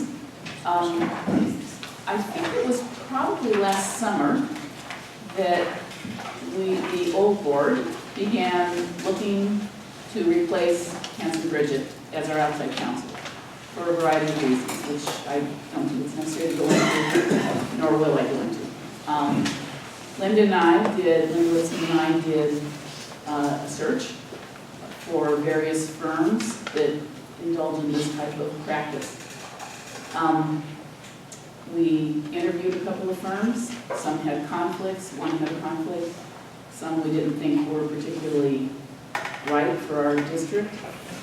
That got put on hold for various reasons between the summer and now. But it has been an ongoing discussion of the board that we needed to get new counsel. When Vanessa first came onto the board, she actually said that she knew, I don't really misstate this, but she had some knowledge of the firm with which John Holtzman is associated, which is Louise Rennie's firm in San Francisco. And she suggested that we take a look at them for a couple of reasons. First, because I think she thought they were good. I don't speak for her, but that was the impression I had. And they had an arm that not only had lawyers in it, but also non-lawyers. As we lawyers like to call anyone who's not a lawyer or non-lawyer. The only profession that does that, by the way. And so I actually had a conversation with John Holtzman, talked with him about the firm, realized that he and I had worked on some cases for the city of Oakland together, and had a very good feeling about him. And as a result, I talked with Lynn as vice president and president and said, I think this would be a good firm to take a look at. They seem like the best in the business, given the resumes of their people, given the work that they've done, given their reputation, given the kinds of needs that we have, and given the fact that they have this other arm that would be very helpful to us. And so you'll hear from the firm tonight, but I feel very strongly that this firm is the best that we could possibly get to do the kind of work that we need done. There's always a question about lawyer rates. I'll disclose my rate, which is $925 an hour. I don't think I'm worth any penny of that, but that's what we charge in big firms. This firm has people who are highly qualified, highly skilled lawyers, and who provide exceptional service based on the references that they provided to us and what I know about them in the community and Vanessa's experience as well. I would feel lucky if we could have them as our counsel. So the fees that they're going to be charging us are far below that which they normally charge. They're competitive. They're less than what Hanson Bridget was charging us. And they're working some deals with us that are the kinds of deals that lawyers put into place when they wanted to work for a community. I believe that this firm does that. I'll let them speak for themselves, but I believe they do that in part because they enjoy working with communities like ours, and they enjoy doing that type of public service. So that's the history of how we got to today. It wasn't a reaction to any one thing. It was a culmination of a series of things that had occurred over the time that I was on the board, the other people on the board, that we came to the conclusion last summer that we needed to replace them. So I apologize that it took us a while to get here, but that's where we are. It was precipitated in part by Hanson Bridget telling us that they no longer wanted to work, felt it was appropriate for them to be working with our community for a variety of reasons, and so they have terminated their relationship with us as of March 31st. We're currently without counsel. That's a very dangerous position for us to be in because there are several issues that come up where we need to have counsel so that we don't do something that's not proper, it's not in accordance with the various crazy laws that we have to comply with.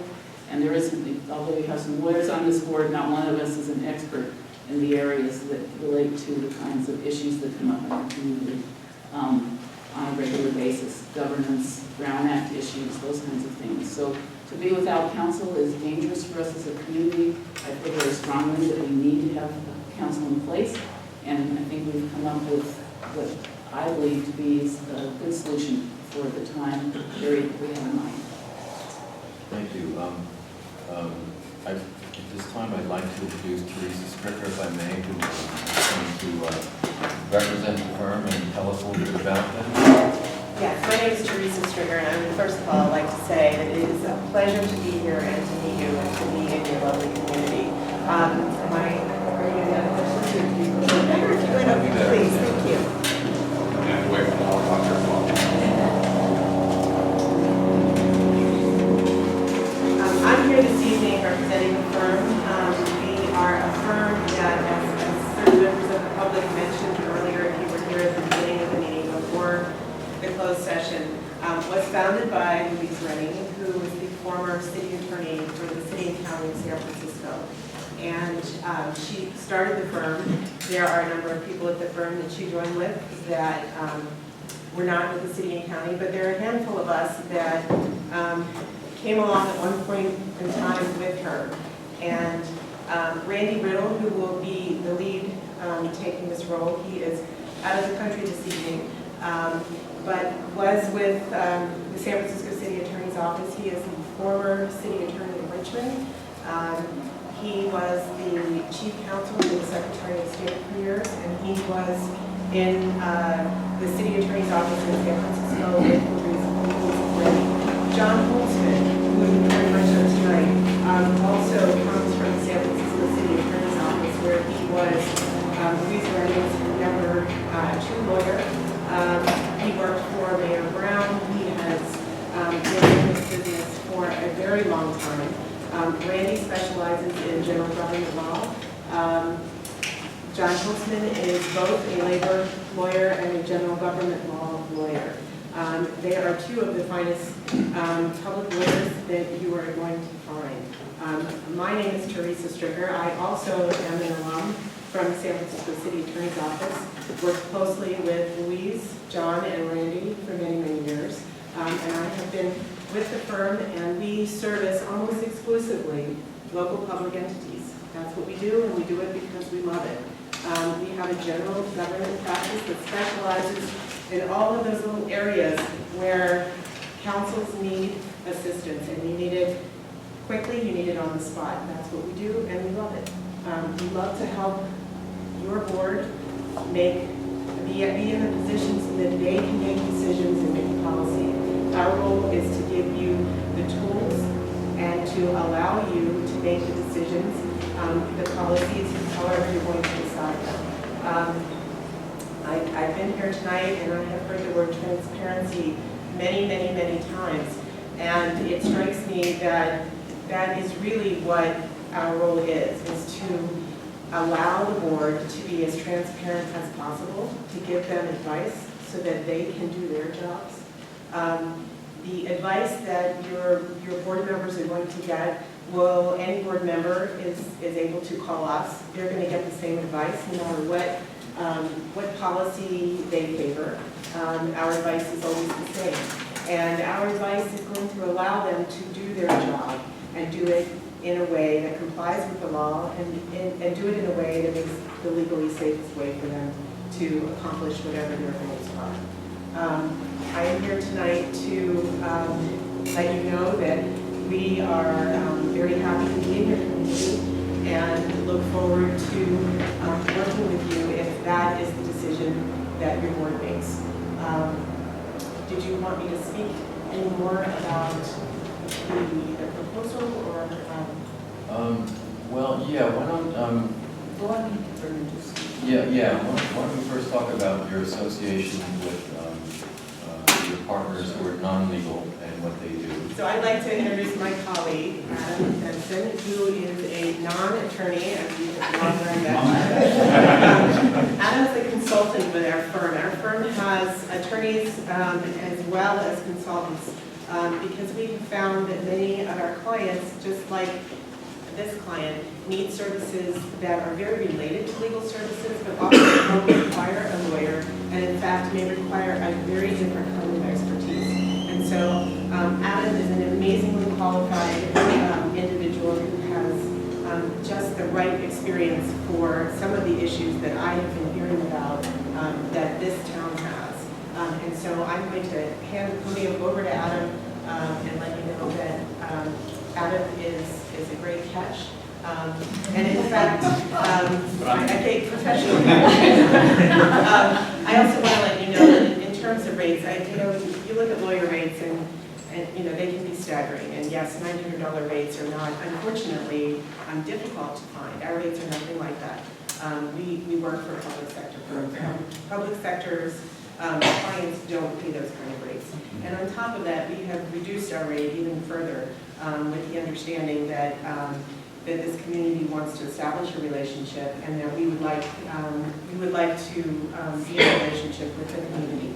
And so the level of depth you're getting, the level of experience you're getting from our firm with people who have been doing this kind of work for decades is something that you have to understand that while the numbers, lawyer numbers look big, they're actually at a very reduced rate. And Adam's rates are even lower, and in fact, on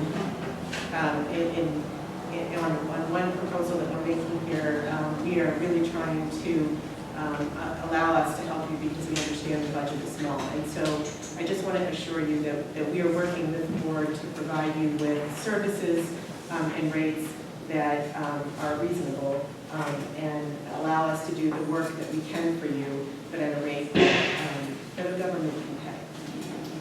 Okay, so the, I think Adam, yeah, certainly. I concur with everything Teresa said. So just by way of background, I actually come from the world of public finance. So I'm a non-attorney who works for a law firm that has an arm of consultants that specialize in public finance and labor relations and HR. And that's really where I work. So municipal budgets, about 70% of expenditures are on personnel costs. So when you're looking at a budget, you have to understand how those costs work. Made up of wages, salaries, pensions, other benefits. Here, this proposal that we have is to really do that. It's to look at the MOU that was proposed and to also look at some of the financial forecasts that the district has put together. I've done a number of budget forecasts looking at how revenues grow and how expenditures grow. Coming up with solutions today that allow you to balance that budget into the future and to put yourself in a good position from a fund balance perspective, make sure you have the right set of reserves to cover unforeseen events in the future. So, any questions? Or? well, I'll tell you what, why don't we, we're going to need you again when we get to the MOU. Sounds good. So why don't we deal with the first issue, which is the retention of counsel here. What's in the board packet is a proposal to engage in a relationship with this firm through which they provide us a general counsel. This is a different relationship than we had with Hanson Bridget. We basically we retained Hanson Bridget to be our lawyers. They billed us at their rate, and they billed us as the issues came up. This proposal here is for them to actually serve as general counsel, designate one person or two to become familiar with our unique community issues, be the go-to person for any board member who has a question, and be accessible at a reduced rate. So there's a proposal here, and that's in the board package, the general proposal. It's a trial proposal as well. It's a 4-month trial with them as general counsel. And what's actually proposed here is to engage them in that general counsel relationship. And also to essentially go to them for other issues as they may come up, to go beyond what a general counsel would serve us on.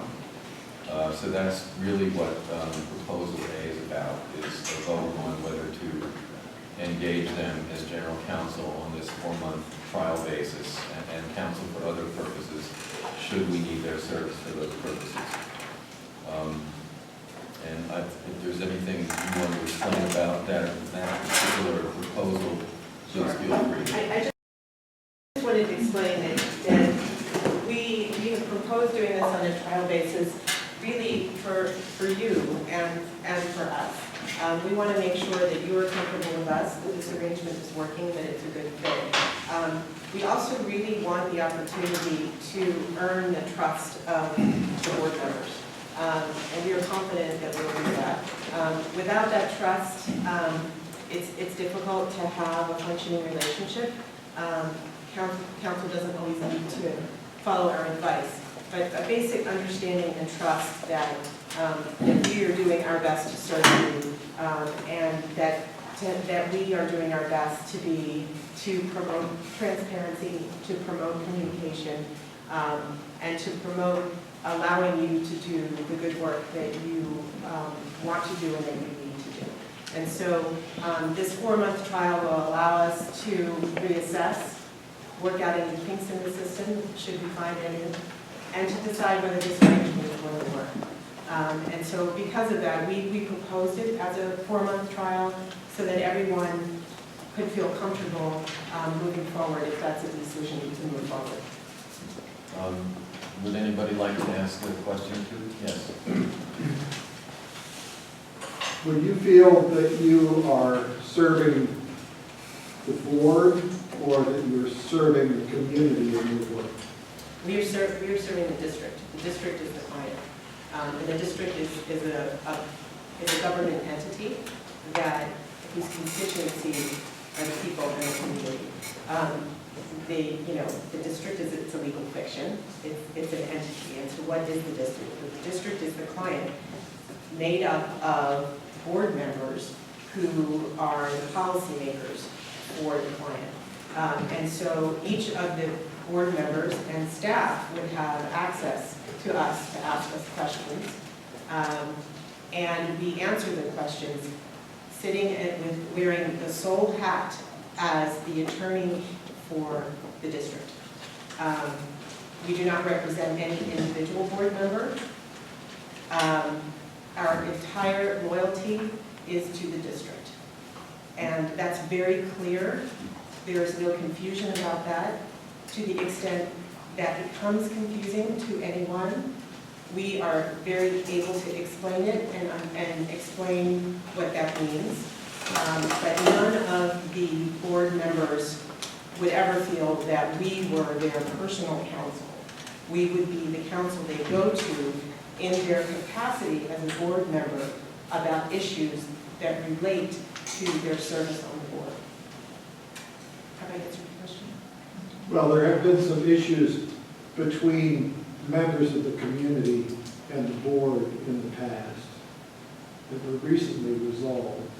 And when you have a situation where the community, members of the community are, in a sense, fighting with the board, what is your role in that kind of situation as a district's attorney? Are you referring to the lawsuit?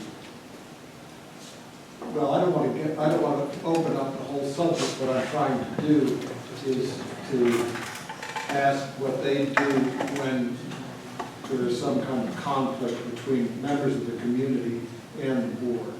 In other words, that's why I asked you whether you represented the community or whether you represented the board. And the answer is really, we're representing the district. And the district is the government entity that answers to you. The board is the body that makes policy for essentially what would be my client if this relationship goes forward. And so when you have a situation where you have, and I don't know the details, and perhaps it's better for this question. You don't want to. But if you have a situation where you have a lawsuit between a member of the community and the district, we would be representing the district. However, the district would be making policy decisions based on its role as the governing body of this community. And so that's the framework. We would represent the district. We do not represent the board. The board is the policymaker for the client, which is the district. I'm not sure if I'm answering this question. Pretty good way down the road, thank you. I'm not bold enough to ask about the hourly rate because big numbers confuse me. My question is, what's your billing cycle like? Our problem has been that the billing cycle of our past attorney and our financials did not match. And we have a history of not having bills on a monthly basis. And then all of a sudden they are there. Oh, no. So my question is you're going to be the vendor. How much can we dictate what the billing cycle is going to be like? We bill monthly. Okay. We bill monthly. But what time of the month? See, our statements run for the calendar month, so that somehow has to match. Is that flexible? What day of the month you bill? It's probably not flexible what day of the month we issue the bill because, as you might imagine, we have a lot of clients, and so we kind of has to happen in the process. There may be some flexibility about the particular day the payment is due. And so that, I think that's something that we can discuss offline. You know, I would prefer not to have to worry about the accounting side of it, but there are people in the firm who, you know, they generate the bill and it comes out toward the end of the month. Comes out toward the end of the month because, you know, for example, March just ended. And so I have on my desk bills to review for March, for work that was done in March. That bill will go out later this month, but it will go out before the end of the month. I worry a lot about the billing, about the accounting process. When I first came to these meetings, I had blonde hair, and you see what happened.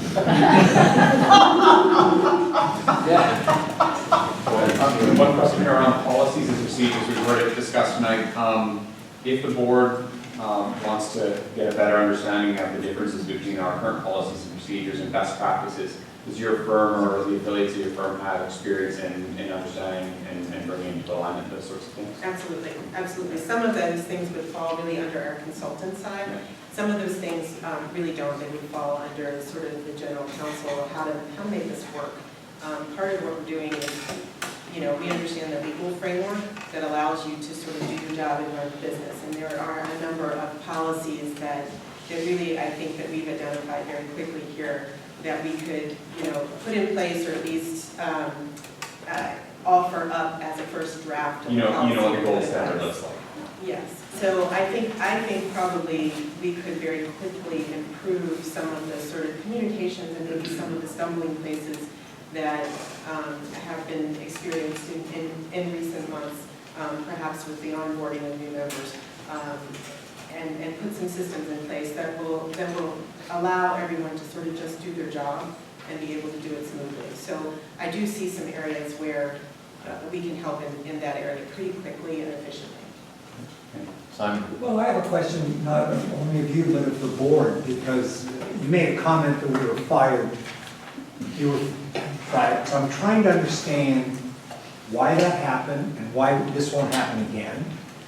And what the previous board, what the previous law firm cost us. Did they make mistakes? Is that part of what's going on here? And we're now looking for another law firm that won't repeat those kind of mistakes? I mean, I'm really concerned about the past because I don't want us to repeat the past. And I'm assuming you picked this law firm, and I'm sorry, I don't really know anything about you, but I'm assuming it's because you're representing a change that will benefit not only the community, but the way in which the board has handled things in the past. And so that's my real question. What is this change really about? Is it just financially, or is it substantive in other ways? I can tell you one thing. One of the parting conversations I had with our former firm was, you know, you really ought to consider a general counsel relationship with the next firm you choose. And I found that odd because the whole time we were engaged with them, they never suggested that themselves, that we would enter into that relationship with them. Explain the general counsel. We did. I can do it again. You know, the idea is that, you know, you have sort of an attorney or an attorney team dedicated to the community being served, who is there to become familiar, not, you know, with the community itself, with the community's issues. We mentioned policy and procedure glitches that might be fixed. This is the kind of thing that a general counsel would do. They figure out what are our unique needs, and they set it up so that when you have a quick question you want to call up, it's more of a garden variety thing as opposed to a specialized thing. There's a lower rate essentially. There's a general counsel rate that is cheaper, and there's no reason for it to be the higher rate. And so you get more service for less money, and you get better service because these people are dedicated to understanding the community. If you want to add to that, please feel free, but that's my understanding of it. I think the other, again, I'm not entirely familiar with the arrangement that you previously had, but based on the comments, it sounds like it was more of a project by project, which works for things that tend to be project oriented. But a lot of what the general counsel role is to be that person that you can just pick up the phone or shoot a quick email and say, hey, I had this sticky issue, and it gets resolved pretty quickly.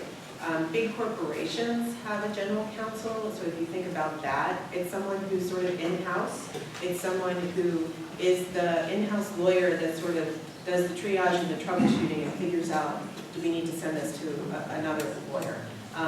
It's a little different with the local government. It's the person who may be sitting here dealing with the Brown Act issue that comes up, or dealing with some other question, or helps a board member determine do they have a conflict, who helps figure out all kinds of general kinds of government questions that come up routinely every day for local governments, that help staff with some of these sticky kinds of issues. And the benefit of having a general counsel relationship is also, as the board president pointed out, is that you start to get to know the people and know how the system works a little better, so that you are able to answer those questions a little faster, and that you know the people, you know the players, you know your client a little better than if you're just doing a project and then another project. So are you saying that Hanson and Bridget did not operate that way? No, she's not saying anything. Let me finish, but okay. He has no idea how Hanson Bridget serves. Fine, well, let me ask you then. I always imagined that Hanson and Bridget operated as you've just described a general counsel operating. So if not that, how were they operating? Well, it was more on a case-by-case basis. They never offered a general counsel type relationship to us. And over time, communication, I think the old board particularly felt, and the new board, new members haven't had enough experience. But over time, communication deteriorated with them. And it seemed that a lot of the same problems were happening over and over again. And we made a decision some time ago that we needed to make a switch based on the communication failures, what we felt were communication failures. And they may well have been as much our fault as theirs, but it was just not a good match. And we think this is going to be a much better match. So to be clear, there were no mistakes that were made by Hanson and Bridget. You're going back in time. Going back.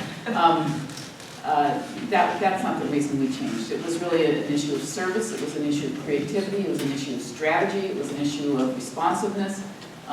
Those are the kinds of things that make a relationship work or not work. And in answer to your question, Anthony, about what did they do, they had one lawyer who was pretty much in charge of the relationship. So I would call him a relationship partner. In our firm, that's what he would be called. And he was sort of the first guy who you might go to. The problem is he would then delegate it out to people who may or may not know anything about our particular district, and there the inefficiencies come, et cetera. You stated that they fired us, and that's where I'm still unclear. I know you can't answer that, but I feel that we as a community deserve the right to know what that was about. And well, I think they said, I don't know entirely what it was about, Simon, except that I think that they felt that there were negative comments about them made by members of the community. I think they also felt that there was a deteriorating relationship. And it was almost like one of those things, you can't fire me, I quit. I mean, it was just, we got to the point where I think both sides knew it wasn't working. And so they decided to send a letter saying we're going to terminate service as of a certain date. Now, it wasn't like, they did say if there's some matter that we need to finish resolving with you, we're not just going to leave you hanging. But it was, we need to end the relationship. And it's pretty much by mutual agreement. And I want to be clear, because I don't want to slam her. I think that if I had to summarize what happened, the relationship between the lawyer and client has to be a trusted advisor relationship. I think they felt that the relationship had broken down with certain members of the board, and they felt that the community no longer supported them. And out of interest, because they've been our counsel for years and years and years, I think they had an affinity for the community. They felt that they were not serving the community anymore, and they needed to recuse themselves or basically back out of the deal. So, unfortunately, or fortunately, because we didn't have to tell them, they said, we no longer think it would be prudent for us to continue to provide services for you, and we will not do so. And I would just say, I haven't seen the letter, but that's what the Hanson firm is a well-respected fine firm, and they are some very well-respected, excellent attorneys there. So I just wanted to say, for the record, there can be a misfit. And really, part of the reason why we're proposing 4 months is this a good fit? Is it really a good fit? Because if it isn't, it's too hard. It's too hard. You have to trust one another. And if it isn't a good fit, then you need to figure out another solution. Yeah, we've been waiting for a long time to speak up. I know some people in the And please speak up, we can't hear you. people in the room probably aren't familiar with your firm. I just want to say that they're highly respected in the municipal service world. I've been in a relationship with them through my association, the Municipal Management Association of Northern California, for a number of years. So they are highly respected among other cities. I just have one question, Teresa, is do you serve any other special districts? As a firm, we certainly do. We certainly do. Yes. Neighbor. You said, or one of you said, that you would be soliciting legal opinions on issues and matters. Will the public have access to the legal opinions that were given? No. Generally not privileged. It's protected by the attorney-client privilege. Well, but if the district's the client and we are the district, It sounds like a song. it seems, well, maybe we need general counsel and police. You should know. Yeah, there is an attorney-client relationship, and the way that works is if you sort of deliberately waited, and it's waived, and it's out there. And there are times when you wouldn't want legal advice out there. Suppose legal advice was, this is a highly risky problem we have, here are the downsides, here are the risks, here are the problems with it. You probably wouldn't want that out there for someone who may take it and say, okay, now I'm going to sue the district. So there's a very good reason for not having this out there. Remember, the government entity is the client. The government entity, their constituents are the people, but the people aren't the client. It is the government entity. And so there are times when a government body may rightfully choose to have the opinion be a public one. There are circumstances. But more often than not, that would not be a prudent idea to do because it would seriously compromise my ability to give candid legal advice in a private way to a client because it would be So who gets to make that decision is to waive the attorney-client privilege? The board does. The board. The board, so it would require one of the board to Pretty much, yeah. pretty much. What about a Senate committee that has counsel? The counsel for the Senate committee advises senators on the committee about various legal issues. We as citizens of the United States don't get to hear what that counsel said. It's the same relationship. Well, okay. But there is some advice you will hear. There's advice that the council will be asked in the course of a public meeting for a small piece of advice, and you will hear that piece of Well, advice. let me give an example. We needed a letter for the fire district a while ago. There was a concern about whether if they rent the public safety building to us for $1 a year, whether that would be a gift to public funds. And we needed a legal opinion on that. We made that public because that was a matter for everybody. One of the reasons is one of the questions I asked, if the board could get a legal opinion as to the appropriateness of Officer Barrow being able to serve as a witness. And I guess I've gotten no response as to whether even that question has been asked, what the suggestions were. And I still think it's a matter of relevance, but no explanation has been given one way or the other to the extent that, well, we've asked but we can't say, or we can't, which is partially why I'm asking that question. I think it's an important thing to remember is that the district is the client, and the constituents aren't their client, and it can't be that way. Chris, did you have a question? I just had a comment. I don't know anything about Hanson Bridget except what we've all known about the relationship that it had over a long period of time. My understanding is that it was a partner that worked with you. So you were billed at the very high rate, so I'm glad to hear that we're going to get some kind of discounted rate. I hope we'll find out what that is. No, we got billed at different rates depending on the level of Okay. the firm. Yeah. So I just wanted to say that I think the problem with it was the rate they were billing at and the amount of money that we were paying citizens of this community, even though we're not your client directly. We're paying that money out, and these six-figure costs for this lawsuit that had nothing to do with a citizen, that had to do with another business, just went on and on and on. So I'm hoping, since there are lawyers on the board now, that that billable situation can be looked at more as our money, it's coming out of our pocket, and not say, well, $900 an hour, go ahead, we'll make a phone call. I don't charge you at all for mine. Good, I'm glad to hear that. I'm keeping track though, let me tell you. It's what you charge and what you cost. But my question was, your office is in San Francisco. We have an office in San Francisco, we also have an office on Gilman. Okay. So travel time will be short. We're looking forward to that. Thank you. I just wanted to talk a little bit about the relationship of trust with all builders and the importance of being very, very candid, working very candid, and the employees being very candid with the board and council. That is what really builds trust. Okay, we should probably try to wrap up. Go ahead, Peter. Well, I just wanted to ask about this relationship person kind of a thing. We have somebody who's supposed to be dealing with us generally on student. In what way exactly would your firm deal with us and our board? Would this be a person who would have a lasting relationship for several people, or would this get delegated? I mean, how do you do that, and what do you find effective in the kind of work that you do with communities?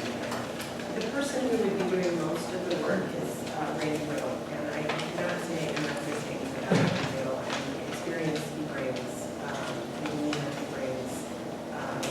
I have no doubt that you can find him to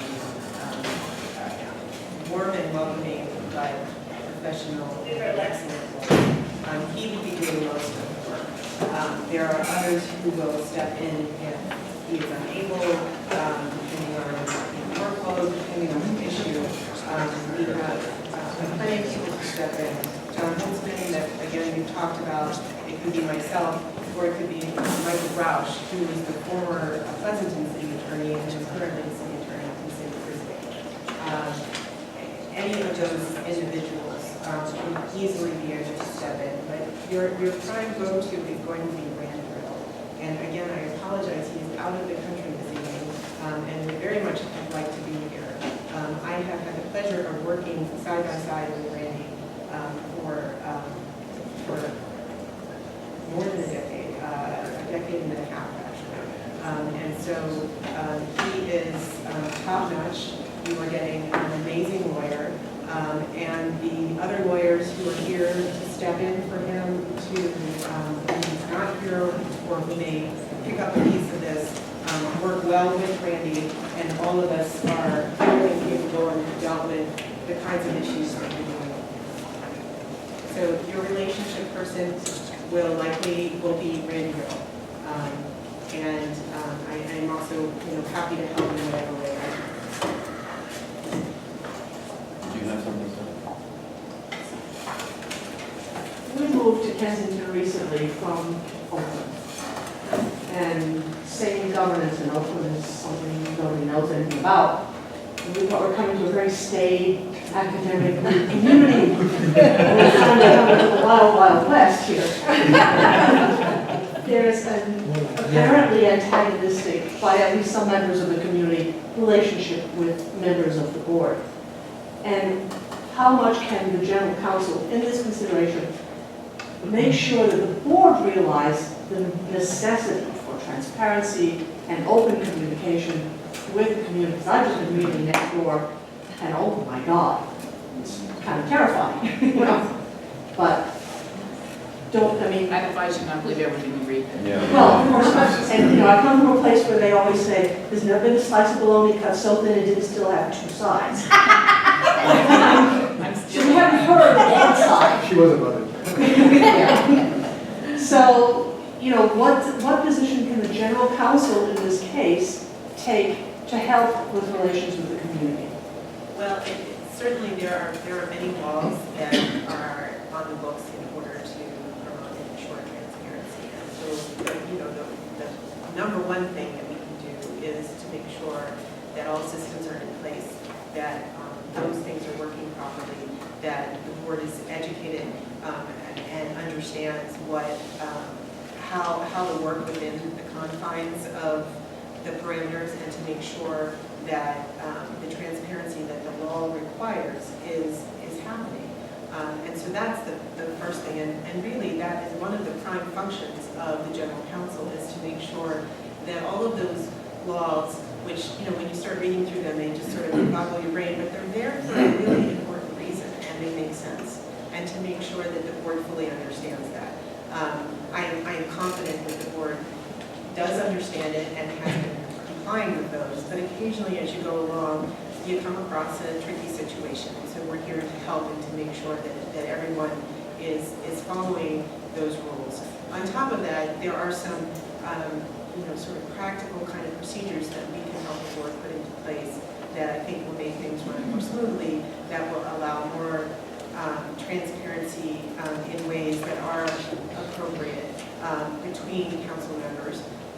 That will, I think, go a long way to allowing everyone to feel that they are informed and that they understand the formula. So that's what we would be promoting, is the legal framework that is there and is there for a reason. And when it's working and operating properly, I think that everyone will feel that we don't have those in the loop and out of the loop.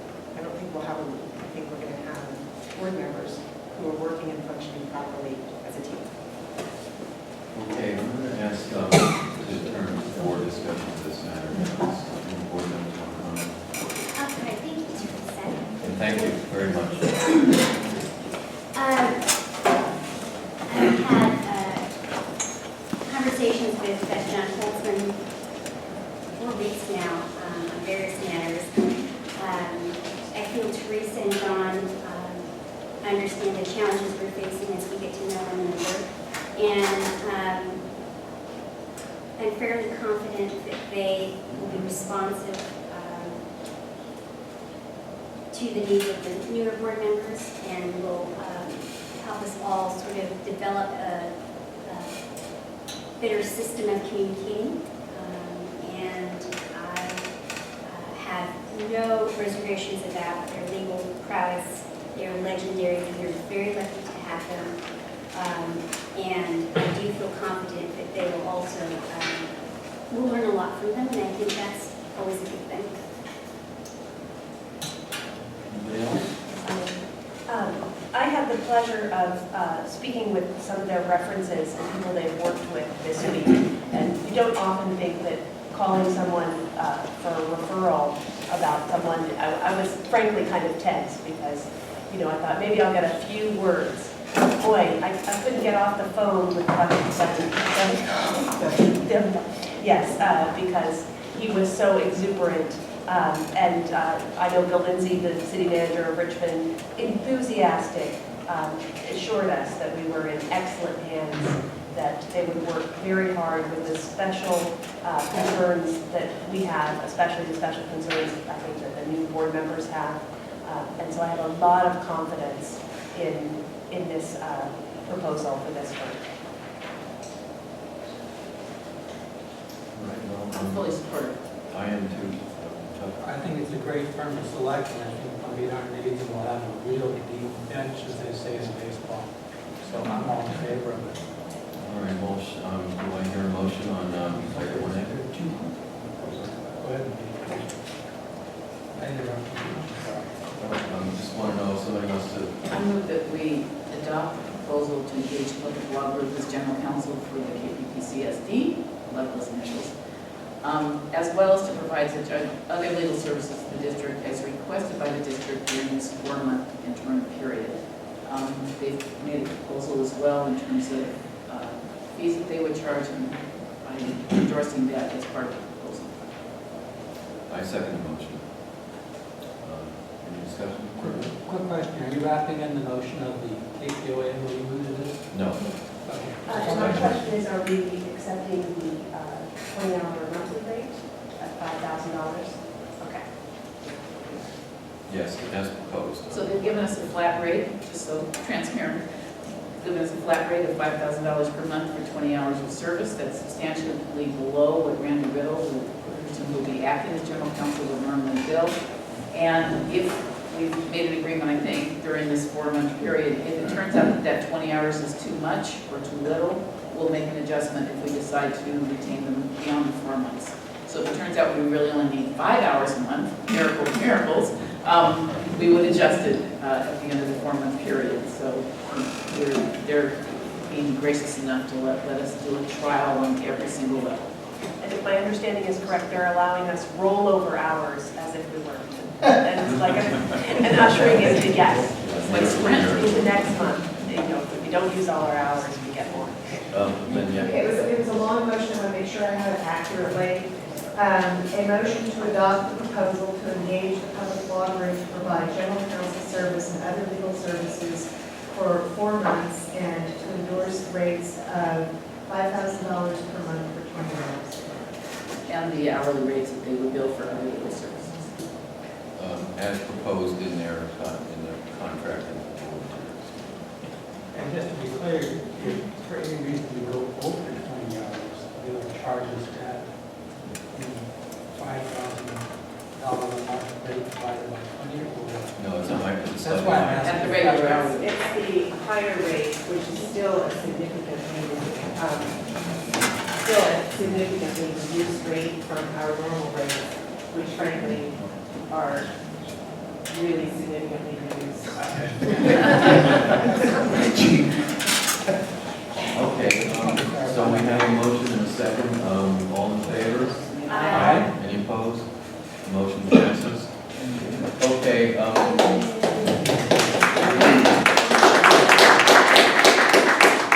Did we do something right? Okay, so we have a related item, 1B, but it's related, but it really is different, and this is about the MOU. And the proposal here really is for the same firm through their appropriate fiscally oriented consultants to review the MOU for its impact on our budget. As proposed, that would include some legal review of the MOU itself, but the main concern is, as we have heard now, is what is the impact of that MOU on the budget, short-term and long-term, and what we're getting from this, what we hope to get from this, is disinterested, objective analysis of exactly what the impact is going to be. There has been consistent concern that the folks presenting the review have had a bias toward wanting to implement the MOU, so this will give us a set of eyes that gets to step back and just look at reality here and say what really looks like it's going to happen if we go through this. So it's mostly fiscal review, but there's some legal review as well, just to make sure that we aren't making some mistake in there that perhaps we missed. Simon. Will they be working with the finance committee then on some of these financial concerns? Will they be part of that? It's not out of the question that they make a presentation. I think the first thing we want is an analysis from them about what they think, and if we think we need a finance committee go over, let's do it. I think actually you're going to hear another sort of proposal for consultant review. I have no problem really myself, and I don't think the board does, with consultants, as they move along and they get toward a certain conclusion. I have no problem vetting that with the community, getting community input before we lock ourselves in. I don't think they would have a problem with you. So maybe that's a good way to go, actually, to get to a certain point with their analysis, and then we convene the finance committee and take a look. The The only thing I think we have to be mindful of is they've given us a very generous flat fee on this, very not generous to them, but generous to us, flat fee, so we have to be careful how much we add in. Yep, that's true. I mean, every hour they spend, you know, going over this with us is more to bill us for, but let's see what we get on the first round. And we can talk about that, you know, when we have that information at the meeting, and we can decide then how to proceed. That would be my suggestion. And while my understanding is that this will not be forensic accounting in any way, but that all the numbers that we've been presented by in different community forums will be regarded and included in the analysis. Yes, all the submissions we've gotten would be quite welcome. Did you want to say anything before we get comment or? Yeah, so I mean, for the engagement that we have proposed for the $5,000 flat fee, which is really a low price for the amount of work we're trying to accomplish, we will have to rely on data that is provided from the city's the district's finance staff, the district budget and the city's, the districts. I'm very accustomed to working with municipalities. Through the district's budget and also through their audited financial statements. And we'll take that information, we'll use a rational set of assumptions to come up with forecasts for revenues, and we'll apply the individual parameters of the MOU to forecast expenditures, and we'll look at whether or not the district is operating with a deficit or a surplus. And we'll then take a look at the district's fund balance, which I guess was an issue raised at one point, to see if reserve levels are sufficient. Just questions for? Yeah, one question to clarify. The data sources, back to the data comment earlier on, the data sources you mentioned didn't actually include the other community. I know there's other communities that have data sources, so. They did indeed. We have included, I provided you the KPOA Correct. analysis Okay. and Watts analysis. Chief Harmon helped me gather up, so hopefully we'll get aggregation of all this The full expertise. super set, yep. Absolutely, and I'm not trying to replicate any one analysis or give any one more weight than the other. This will be an independent review of someone who doesn't live in this community, who doesn't have a stake in the results, to just give you that independent set of eyes. That's exactly what it is. Thank you. Any other questions or comments? Yes. Jim Watt. I have something that I have a keen interest in, as you probably recall.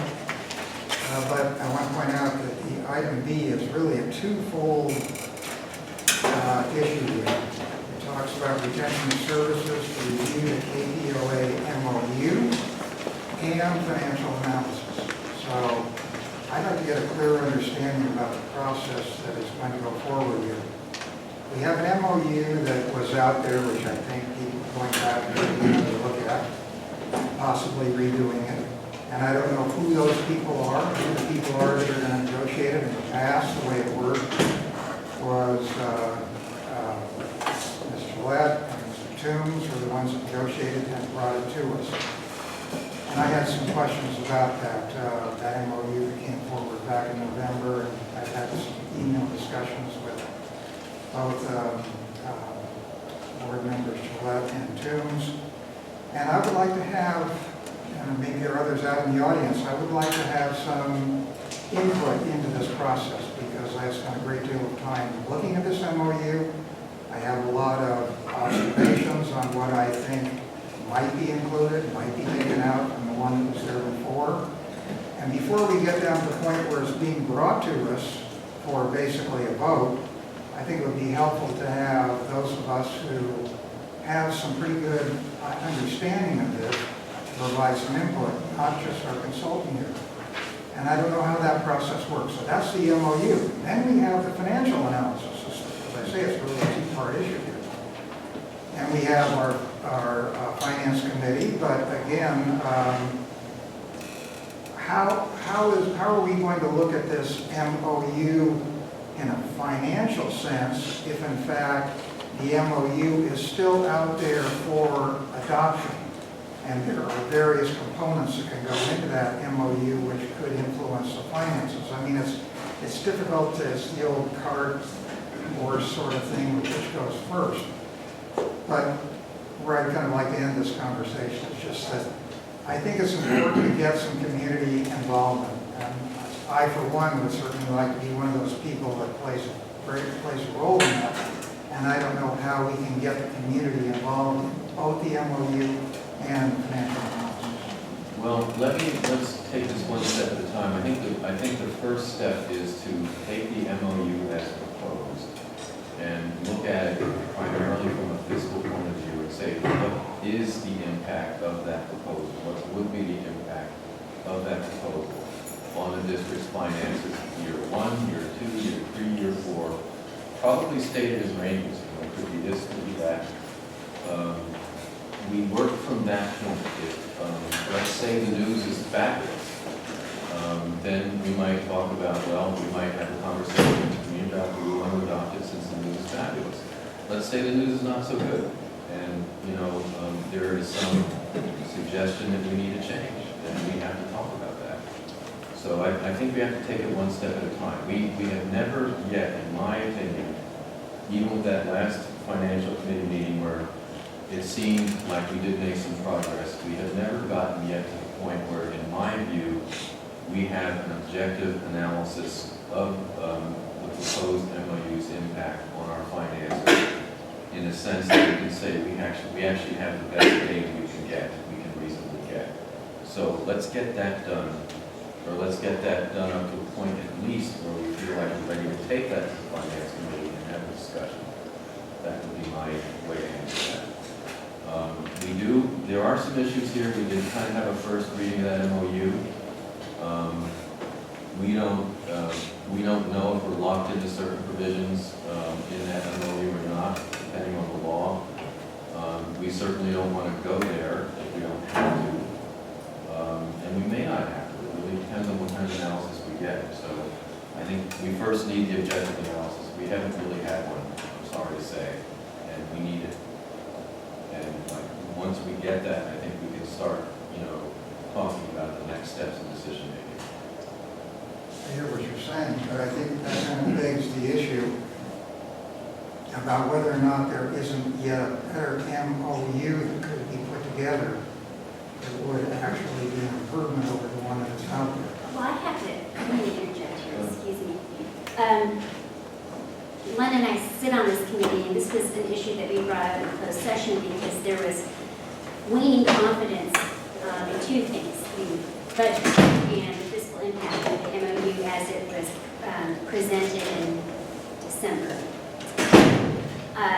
This was an effort to assuage concerns that perhaps whatever concerns are out there.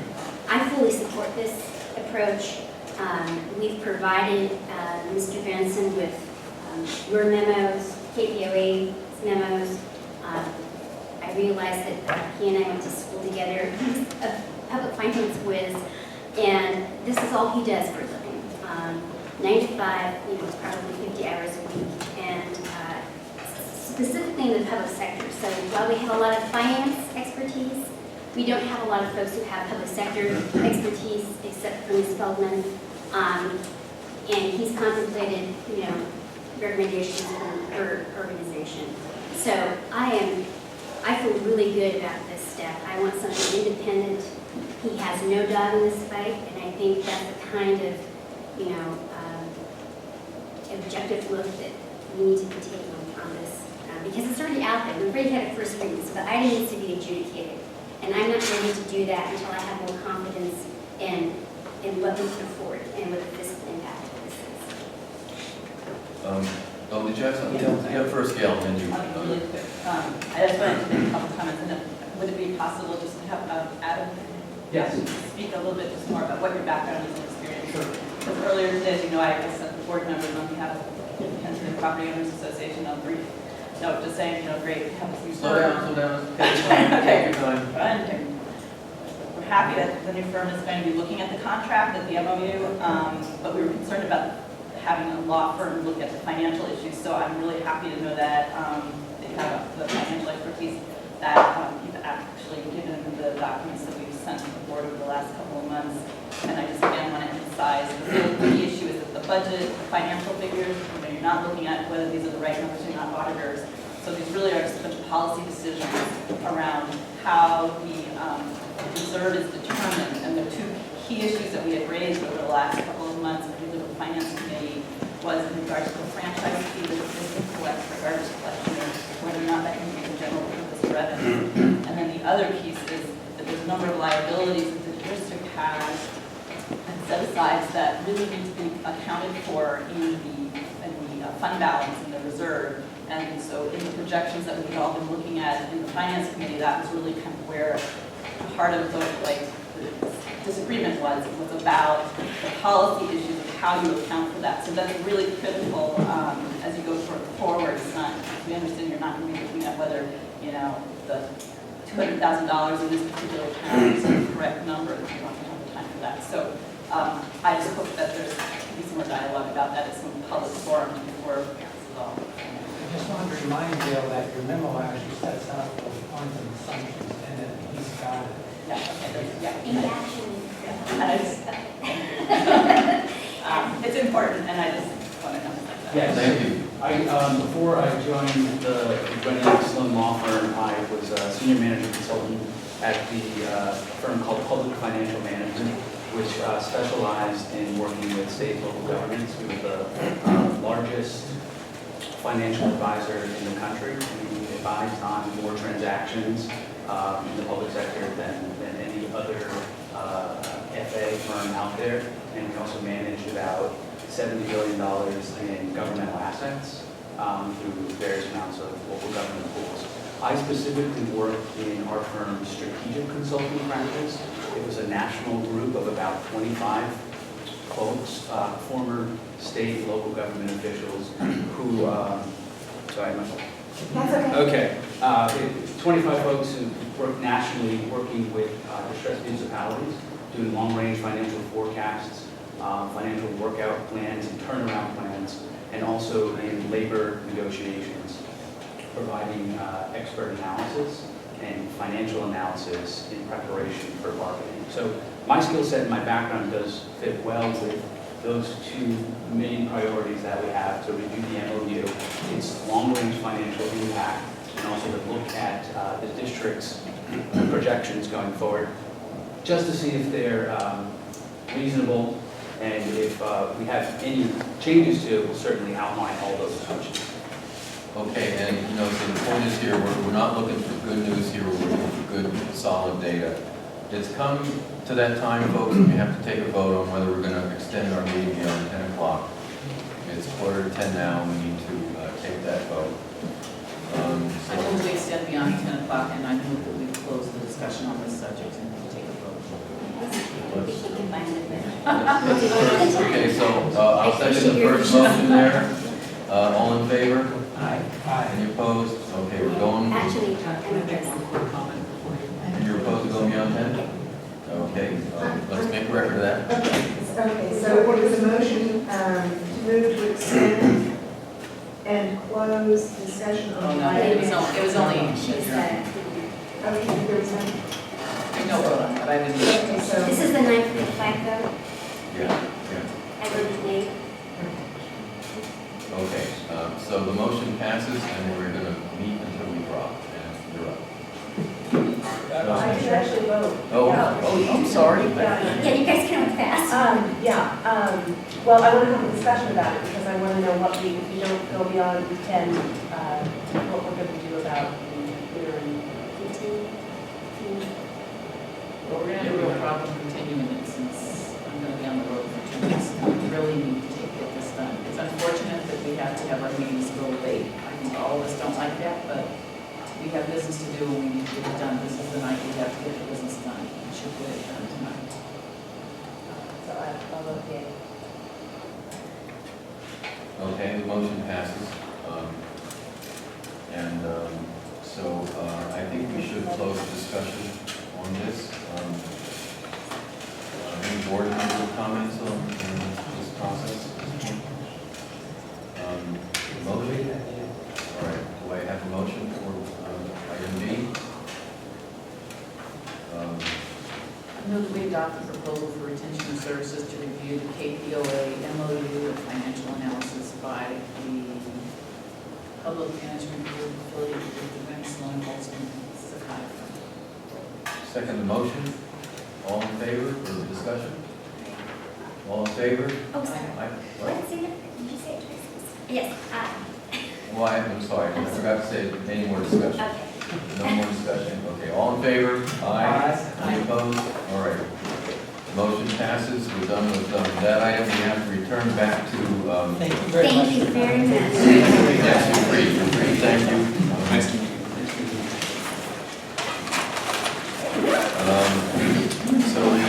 Now we go to the consent calendar, does anybody want to remove an item from the consent calendar? I do.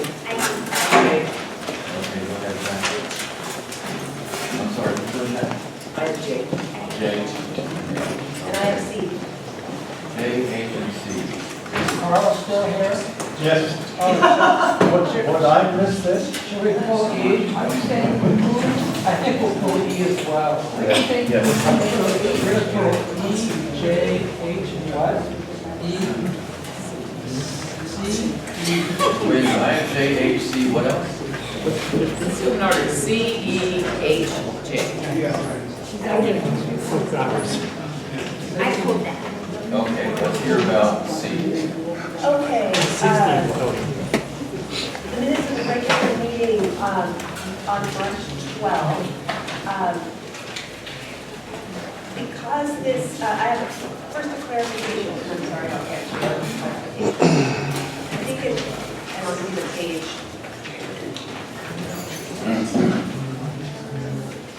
I see page 19. Okay, I'm sorry, page 24. I reported that salary should be based off that.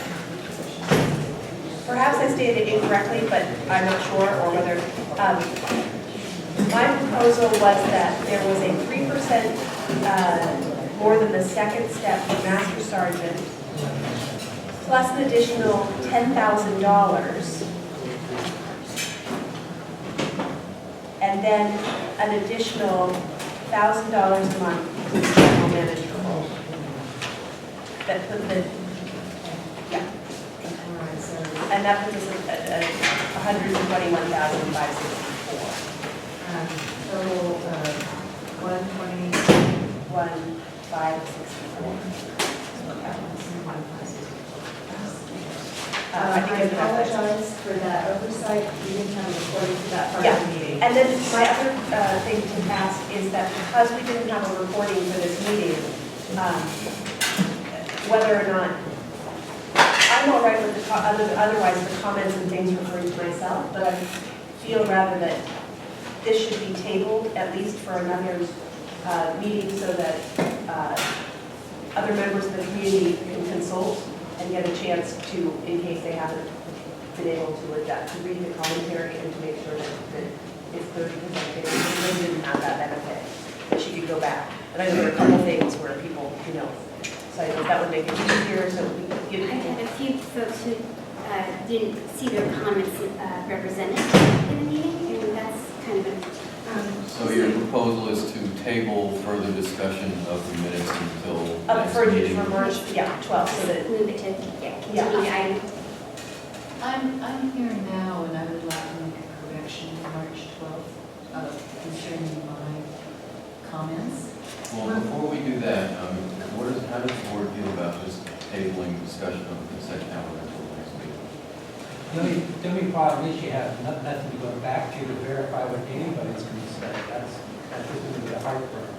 I understand, but I think that people read through, I mean, everything else was. So you got like 3 days to read this thing. Yeah, so- really correct. We do it in KMAP, we push them out for the next month. It's I not don't see a problem. the minutes, it's just the minutes. Yeah. It's, I think everything is probably all very present and correct, I just want to make sure. I've had that two people- individuals who Well, if they could email you, then why couldn't they email Lynn or the board? Or if you have their you can ask them, but it's what's the... Well, and just so you know, the minutes are not a verbatim transcript. They're a summary of what happened leading up to a board decision. So if I were to include, first of all, it would take me 4 times as long to produce a set of minutes. And each set of minutes would be like this, and we'd be having to reread a Well, transcript. okay, but can I just say something here? I mean, the thing though is that we have a policy now of publishing the tape on the website. So not so that you have to go look at the tape and get everything right, although you can if you want. But if a particular member of the community feels that what they said was misrepresented, they can take the time and they can go look at the video and they can, you know, and they can say, well, you know what, you didn't, you know, I think it should have been summarized differently. So I personally don't have a problem, you know, people want to do that. They only have part of the video, they can't take that time, but they have only had a couple of days to review these minutes. And so if they want another 4 weeks to review the minutes and Hold anything up. yeah, it's not gonna hurt. So why don't we do that? The speaker who is here, stood here in public comment, does not see her name on the comment. I'm not going to say it publicly, but that seems to be an important. Which minutes do we want to pull? Just item C? Yes, yeah, it was only those, and only because I just wanted people to be able to scan them. I mean, I was super impressed that you got as much as you did. Well, wait a minute, we're either gonna table this or we're not. Yeah, If we're not gonna table it, then let's hear all the comments. Could you just and move on. table it after, I just would like to have 2 sentences What do you removed think? that were attributed to me that A, I didn't say, and B, aren't true. I don't know if I can come back in a month. Okay. All right, what do you consent? The beginning of Catherine, I have it on the computer. It's, okay, it's the 12th right of March, and I'm about the 3rd or 4th speaker in the public comments. Beginning with, Catherine DeNeergaard said she had gone before a judge in January. Is that Right, okay. Just to keep things simple, if you just cross out the first 2 sentences, at least nothing is not true. It doesn't really reflect what I actually did say, but it's just not true. You know what page you're on? Oh, I'm sorry, yes, I 20. did 20. Thank you. Page You did read John Sullivan's list, right? No. Oh, so, I'm sorry, I'm looking at sorry. Yeah, I was after that, and I don't really care if the minutes writes what everything I said or even the main points of what I said. I just care that they're accurate as far as they go. Okay, so you want the first 2 sentences to Just delete them, and it's late and you're all tired. And maybe I'll email you a correction too if you want to include it. But Catherine, didn't you say that? Yeah, you did say that. No, I didn't, it's a very inaccurate statement because I went before the judge in January and asked and got an order clarifying that I was not a party and not under the jurisdiction of the court. That's what the order states. I was already dismissed from the case by last year, 2015. So I was already not a party because we were dismissed, you're not a party. Do you have a copy of the order? Of course I do, and the lawyer has, I mean, I sent it to all proper people. So Nancy Richard has it, and if you're So I really think delete interested, those I'll send it sentences. to you. That's interesting. I can send you a PDF if you like of the whole thing. So it's the board's privilege to amend, so how would you like to? Why doesn't she send an email recounting what she actually said, and we can include that next time around? And I move to continue item C to the next meeting with amendments. Do you want the PDF of the order? Just send corrections to this. Just send an email, okay? Okay. And we'll fix it. Okay, so, My second. wait, on item C? Yes. Well, how about any other items? Anybody move to any other items? We actually pulled a bunch of other items. No, she's moving it. I put it. Maybe the way to do it is to get everything done on the consent calendar, and the items we're going to continue, we wait till the end of this vote to continue item C, for example. Rather than take a peek piecemeal. Let's go through everything. All right. We know we're gonna continue item C. We could've- All right, so when we move it, we'll move that, okay. Okay, so we're moving to adopt items A, B, D. We don't need to do that. Let's We'll just just talk pull about those. the old items right now. Yeah, let's go through the pool. Alphabetically. And then we'll adopt everything except. Item E is next, Carl, you're bad. All right, Not item E. really. We're up. Okay. Could I ask one question? Did you move to skip the police report? No, that's H, and I actually asked him for that tonight. So are we skipping that? No, We're going to do that tonight? yes, no. Okay, my general comment is, the general manager's report says there are no substantial variances, something like this. But when you look at the March statement, number one, our income was 5.3% higher than budget. Now, that's pretty substantial. The 5.3 is not as important as $100,000+ that we were getting. $143,000. Right. I did the math. And even if you take the cap grant out of it, which wasn't budget, it's still a very, very large amount. Now,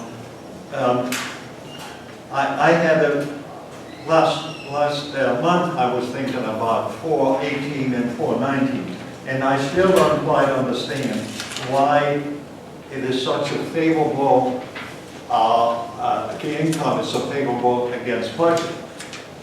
And then there are a number of items like 521A and 521R. They are fairly substantial amounts different from budget, and they are actually favorable. I'm not even talking about the overtime. I'm assuming that we have a little overtime because of the things that have happened. What I think ought to be, if you have a variance of 10% of a line item of any substance, that should have a comment why that is. Now, if you have the total income, if that varies as much as more than 5%, that clearly does deserve a comment, because that's a fairly substantial amount. Can we address maybe a couple of those for you tonight? What was it? Can I just address one? You're talking about the revenue aspect? Yes, yes. You're going to have a $100,000 variance every month because we can't count the COPS grant money. So we've collected $67,000, you mentioned 100 some odd thousand difference. Well, 67 of that is a COPS grant money we can't even put in the budget. But that still gets you more than $100,000 better than budget. And there ought to be some kind of a comment to that. Well, yeah, there is. When we pass the budget at the beginning of the year, we note the fact that the $100,000 in revenue we expect from COPS grant money cannot be legally, can't be placed in the budget. Even if you ignore it, Chief, look at 401. 401 is the largest line item we have on income, and it's up 2.5%. That's very substantial. Okay, that is, it's. Okay. But okay, the next report in there addresses that actually, okay? That difference is the higher property tax income that we're getting, and that's in the next report. Chief, one small paragraph explains it. If someone looks at this and doesn't come to the meeting, you know, I mean. Fine. Okay, So the suggestion is an explanatory paragraph so that somebody who sees a discrepancy can see up front what the explanation is. Can we do that? Yeah, that's in the next report, but go ahead, that's fine. But that's not this report. So what he's trying to do is eliminate unnecessary misunderstanding and conversation. and not talk about, not waste the time at the meeting. I mean, for instance, workers' comp, that's a fairly substantial difference, budget to actual. Okay, once again, you understand that workers' comp is billed 4 times a year. Okay, so that's the reason there's a discrepancy there. So every month, we need to break down how we pay our bills. At the end of the year, according to this, we're still going to be under. Not necessarily. You'll have a true up at the end of the year. You have the same problem with 562, 564, and 566. Those bills, as we spoke, every meeting you ask the same questions, every meeting you get the same answers. Richmond PD bills us, our billing cycle's in arrears. It's their fault. Then that's worth a comment. It really is. If this is supposed to be meaningful to anyone, then it requires an explanation. Maybe what we're talking about here is that for these items that are consistently going to be off because of the kinds of reasons we're hearing, there's 4 or 5 generic comments that automatically go with these line items. In a footer? A footnote or whatever, but just that, you know, we know it's going to happen every time around. Get some generic language, stick it in there so people understand. Go ahead. What percentage variance is considered material by the board that you want reported in the variance report?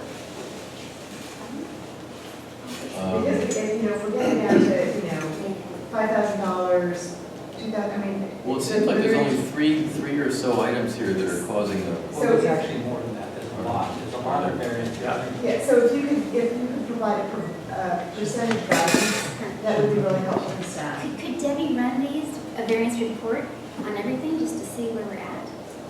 Well, this does the budget. I mean, a calculated variance column? I mean, as a standalone report, just to see. Could you add a 6th column to reflect the variance Yeah. as a percentage of total or percentage of budget? The actual is percentage of budget. I can just add one thing, in accounting firms, they'll often do what was suggested here, set a threshold, but also set a materiality threshold. So if there's a $300 line item and it's a 15% variance, it doesn't come off the work. So I think it's a good suggestion. Yeah, I've written a lot of variance reports, so having some sort of policy guideline is really helpful so that we know what degree of detail the board wants to see. Ask the finance committee to come up with a proposal. That's a good idea. All right. What did I miss, Chuck? Well, I won't get into the weeds here, I think it's way too much time. Did I use all of your time? Pardon me? Did I use all of your time? That's okay, Carl. I'm perfectly willing to grant my time to you, but there are a lot of variances of big numbers here. And at the end of it, I will point out that if you look on the last page, 38, our year-to-date actual is $791,000 of income versus budgeted of $400,000. So there's over $391,000 of variance just year-to-date. And that's significant. And it'd be nice, I think I agree with Carl, it'd be nice to know where the numbers are. If you're looking at total district expenses, year-to-date was $210,000, year-to-date budget was $326,000, that's a $116,000 difference. And those are significant numbers, and being a tax lawyer, this is what I do. I look over spreadsheets, and I look over numbers, and I say, why is there such a huge gap? And I don't have all the answers, but there are some big numbers there that need to be explained, just so we aren't taking up our time here. We can see ahead of time where we are. That's all. All right, so that's a finance committee assignment. Okay. Okay. H. I pulled item H. This is regarding our presence at Hilltop School. Chief Herman, could you just give us an update on the coverage there? Do we have an officer there every day? How many hours? How is that working these days? Because I'm not quite sure I understand.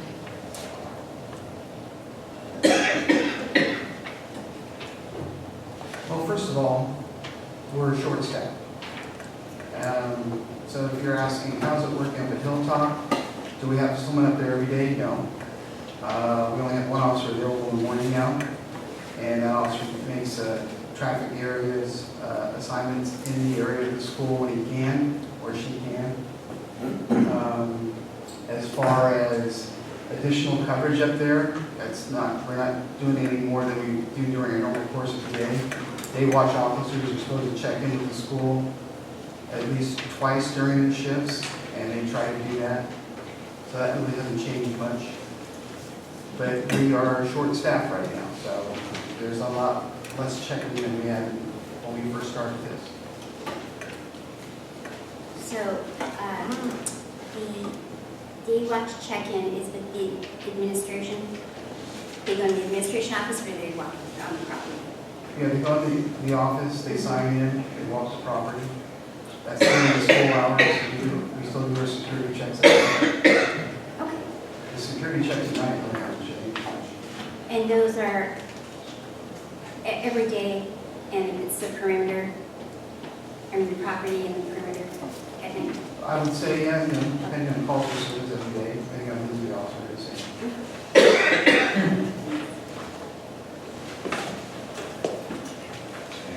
How about item J? Oh, wait, didn't you say that I would get to do a public comment? Oh, I'm so sorry. I'm sorry. Well, I've already introduced myself. Am I speaking loud enough? Why don't you introduce yourself again, please? Pardon? Introduce yourself again, please. I'm Barbara Steinberg. I've been in the Kensington area, lived in the Kensington area decades, since the late 50s. And I've always been very appreciative, I've spoken here before, about the police service that we have. What's concerned me very much in why I'm speaking today is I've read and heard comments about the police, restructuring the police department, merging with El Cerrito, contracting to El Cerrito, or having a regional district. To me, that would change our service, it seems. I'm very concerned about it because one of the reasons it's been such a good service is the shortness of response time. If any of you have a prowler outside or breaking of glass or an almost explosion in our house, we want the police there very soon, and they're doing that right now. If they're going to be covering patrol areas in the region or El Cerrito, obviously the time is going to be much less. I've heard people say that we don't have many criminals here. Why do we need so many policemen or so many patrol cars? We don't have criminals here because they know they're going to be caught because the area is patrolled very well. If we have less patrol or less response time, we're going to find that the criminals will find out very soon and we'll have more criminals. So I urge you to consider very carefully before you restructure and not keep our Kensington service intact. Well, Yes. just to be clear, what we're proposing here is about Pardon? we're proposing a 12 to 18 month study on what level of services people want, and this is certainly part of it, but no decision is being made tonight. I understand that. I just wanted to let you know. You appreciate the service you're getting from the Kensington. I said it. And I do too. Just want you to know. And I also want to take this opportunity to say I appreciate the service your board is getting, a tremendous amount of hours you're spending and expertise. Okay, are we ready for item J? Yes, that's me. I meant to bring this up last week. I believe that the only director who submits correspondence is Rochelle. Is that right? Because I don't submit the correspondence I get from people. So I don't think this should be called correspondence because it gives a skewed impression of what correspondence has been received. So I think it should be correspondence submitted by whoever chooses to submit it, rather than just correspondence. Oh, well, I mean, I submit things that are usually CC to everyone. And it is my general policy that I try and will always try and ask the sender to verify if they have it. I actually have one tonight to submit for public comment, and they ask specifically. But usually, these are, I meant to note, thank you for bringing this up, Pat. There's this strangeness on the top on some of these emails that say they're from me and sent to me. And that was because, and then at the bottom is the writer of the letter. This was merely a difficulty I was having last month with my printer, and I had to pull things from one email account and drop them in another in order to get them to print out. So that's why you're not seeing, let's see, the one from Gary Corbett here on page 66, which lists every one of the board members that were notified. So my only point is, in the interest of transparency, I believe that it should reflect could be the ones that you have submitted. It may be that they went to all the board members, it may be that they didn't. So Oh, unless we're all gonna go through and check and make sure that you submitted everything, I just don't think it should be Oh, represented okay, as. oh, yeah, oh, no, no. Let me I- finish my comment, please. Sure. As correspondence. It should be reflected as correspondence submitted by whoever submits it. That's my point. Oh, okay. And I just wanted to clarify that I don't make a judgment if, on the commentary. No accusation, That's no sent to me. accusation. Just, Everything that's submitted, I try, and if I've made an error, let me know. So it doesn't matter what your commentary was, that should be submitted to the public record if that is what you would like. That brings up another point. I'll just go back. That brings up another point. Can we monitor these packages every email the district directors get? We have the same point. So I guess my question is, and I'll ask Ms. Walter, if we've seen several letters that state, unfortunately, I'll be unable to attend the meeting. Here are my comments. Typically, on the one adjudicating by I've sat on, we've included that into the record. So what do we all propose with, go ahead. Might I recommend that the policy committee take this up and establish a policy for correspondence that directors want to submit? Yeah, I mean, there's one question. I mean, if people think that each board member, when they get an email, should be submitting that as board correspondence, it seems to me that is not the way we should go. If somebody wants something to get into the record, it ought to go to. Yes. Yeah. In the past, correspondence has been correspondence that's come to the district office. And the long ago and far away was handwritten correspondence that came in an envelope with a stamp. So, Good old days. So, you know, we're now in a new era of email, so I think that the board policy committee really should establish a policy. I personally think it's unnecessary. I just don't think it's necessary. If people want to come and make comments to the board, they can do so. What about the Board of Supervisors accepts written comment? I just think it makes our packages unwieldy. It infers that these are the only, infers or implies that these are the only emails that were received. I notice there's some that are complimenting directors. Well, I get things that compliment me. I'm going to search through my email and print them out so that you guys can see someone said I did a good job. I just think it's, should I give cards that I get from people so that you can see that somebody gave me a card? I mean, where does it end? Well, I don't have a problem if somebody, let's say somebody can't attend a meeting and they want to submit a written comment for the record, it should go to Lynn and it can be published. And that settles the question. Hi, Linda Staff. Hey, this is a great question for our new general counsel. Well, good point. Yes, Gail. Just, different jurisdictions handle communications differently. I mean, I could just suggest that perhaps Lynn or one of your staff ask what other jurisdictions do and bring that back to the board for consideration, because I can just tell you in Berkeley, of course, Berkeley, the land of lots of public comment, they actually issue 3 sets of communications. So their board packet comes out 2 weeks before their board meeting. They have all the communications they've received, and then because people may submit things up to the last couple days before the council meeting, they actually submit more packets so the council members get a supplemental packet with all the new communications. So you can imagine how much that is. I realize that's overwhelming, but perhaps there's some happy medium and it would help as far as the communication, because there isn't a kind of, you don't have a website that's always updated, so it would really help to have that information. Can we just agree that if someone sends a letter because they can't attend, that we will just accept that?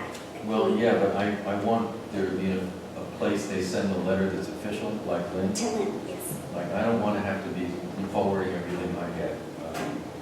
I don't have time to do that. And I don't think other board members do, but if people want to send a comment and they want to get in the record, you can go to Lynn, and that's what Lynn set up to do. Can that procedure be put on the website? We can put a notice up there about that, I think, can't we? Yeah. We can check in with our legal counsel about that, but that sounds like a great idea. So now what you can do, send it to me, send it to Lynn. We get about 1,000 emails. Yeah, I mean, this email thing is like. Well, You do. But Yeah, we public do. comment that I can't Between the count. 5 of us, we have 1,000 emails a month. And to put it in the package means we have another phone to carry. Well, it's an expense, and, you know, it is true, in the old days, when you had to take the time to write a letter and put a stamp on it and mail it in, you know, didn't get as many comments. So less of a management problem. But I don't think everyone is seeking, I mean, these are designed for people who are maybe wanting to make a public comment. Do we have a, put just a little announcement thing on the website saying if anybody wants to submit a written comment, be part of the official board record, please send it to so-and-so and we will put it in the board packet. That's simple. Okay. Okay, anything else on the consent calendar we have to deal with? So shall we, with those comments and changes, shall we? Carry over item C, but accept the rest. Is that We're right? carrying over item C? Okay.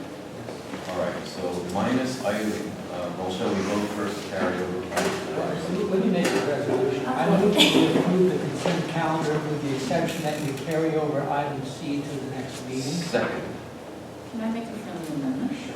That item J, say correspondence submitted by Rochelle Watts in March, because she's the only one who submitted it, so that no one's misled into thinking that this is the only correspondence we got on these issues. Okay, so make that amendment to that statement. Can you Got say that my in? name as Watt? Watt, sorry. All right, with that amendment, then Is there a second on that? I'll second Chuck's, I think well, it's necessary. you're including her amendment in your motion. Yes, ma'am. Okay, and I'm seconding your motion. All in favor? Aye. Aye, any opposed? Motion passes. Okay, we move on to old business. Oh, yes, why don't we do that? A 2-minute break. Don't leave. The best is yet to come.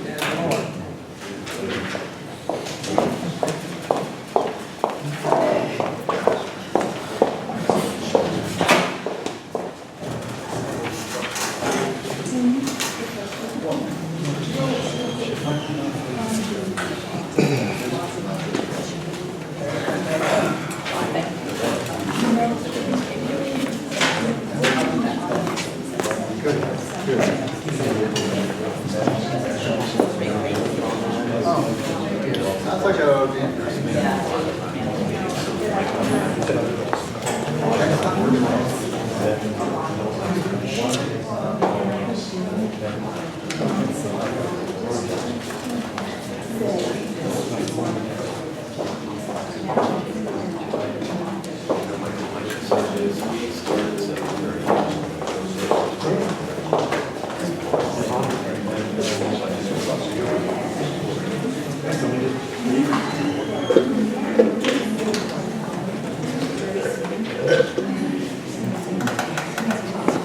Well, you might be right about that. We'll handle it.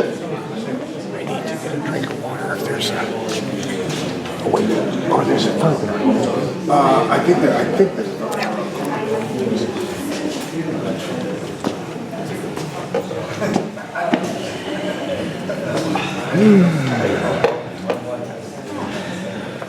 What's going on? What's going on is I need to bring a pillow.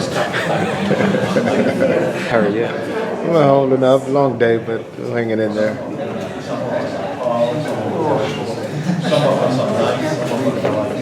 Should have brought beer.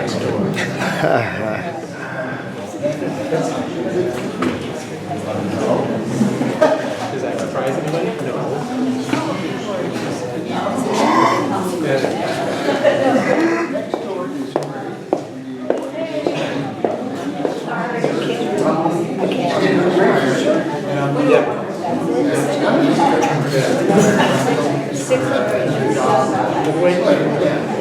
No.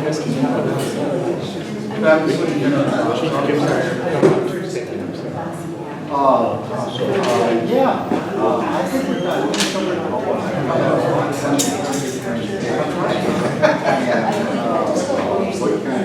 Right now.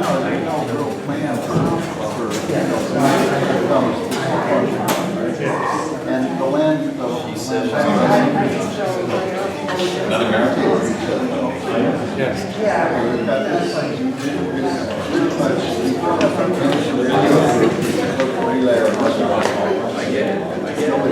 Do you have any water?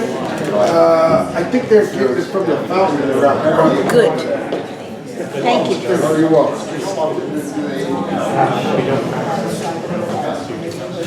So,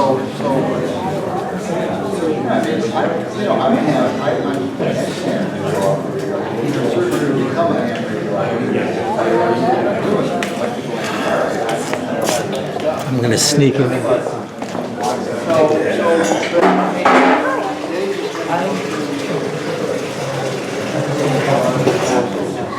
So here's the sticky wicket. That's my wife.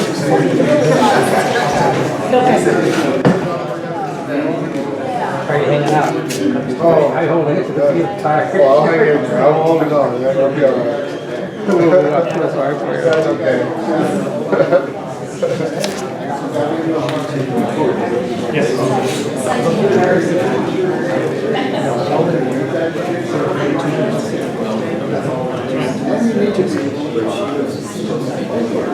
Yeah, we don't want that.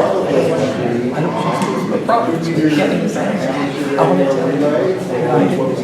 We can't use our. I think you're discriminatory. Well, here's the problem.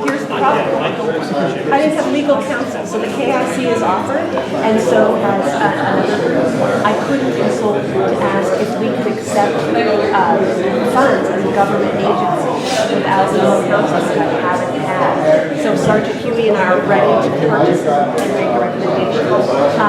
But we couldn't accept, I've had 2 offers to give us a sound system, and I couldn't take it lest I somehow accept funds on behalf of the board that this horrible situation. So that's why I was like, I was ready with my question for the lawyer tonight to be like, review, can I get this? Can we do a system? So we'll have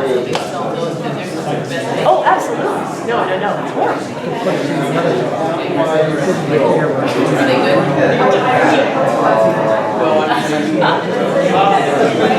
No, it's awful. It's awful. We were ready. Kevin was totally ready. We're like, I've got the printouts of what we wanted. And so it just came down to, I was like, great. And then, oh wait, we don't have hands. We don't have Don't you already have a set? Well, yeah. It's not my intention. So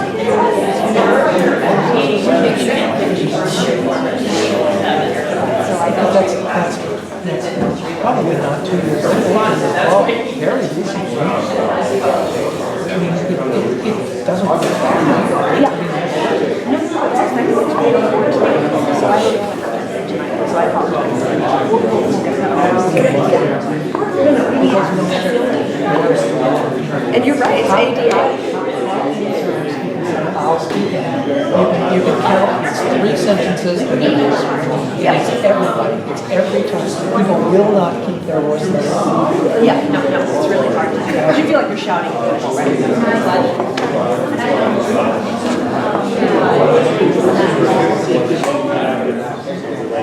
No.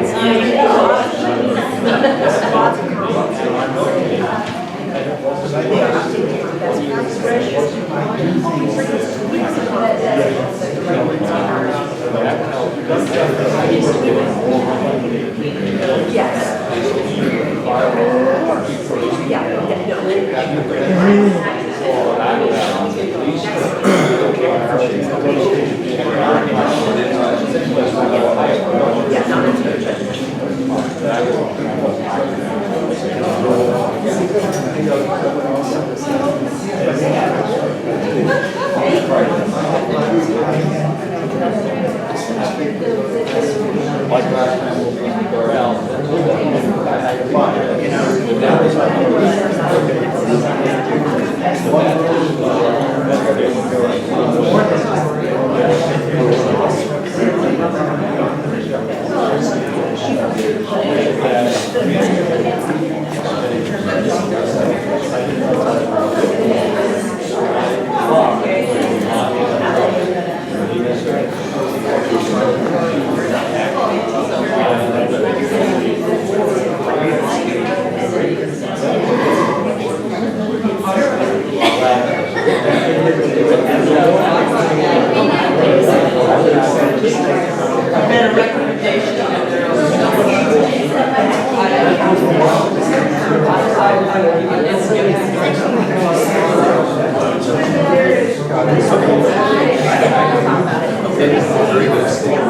Okay, folks.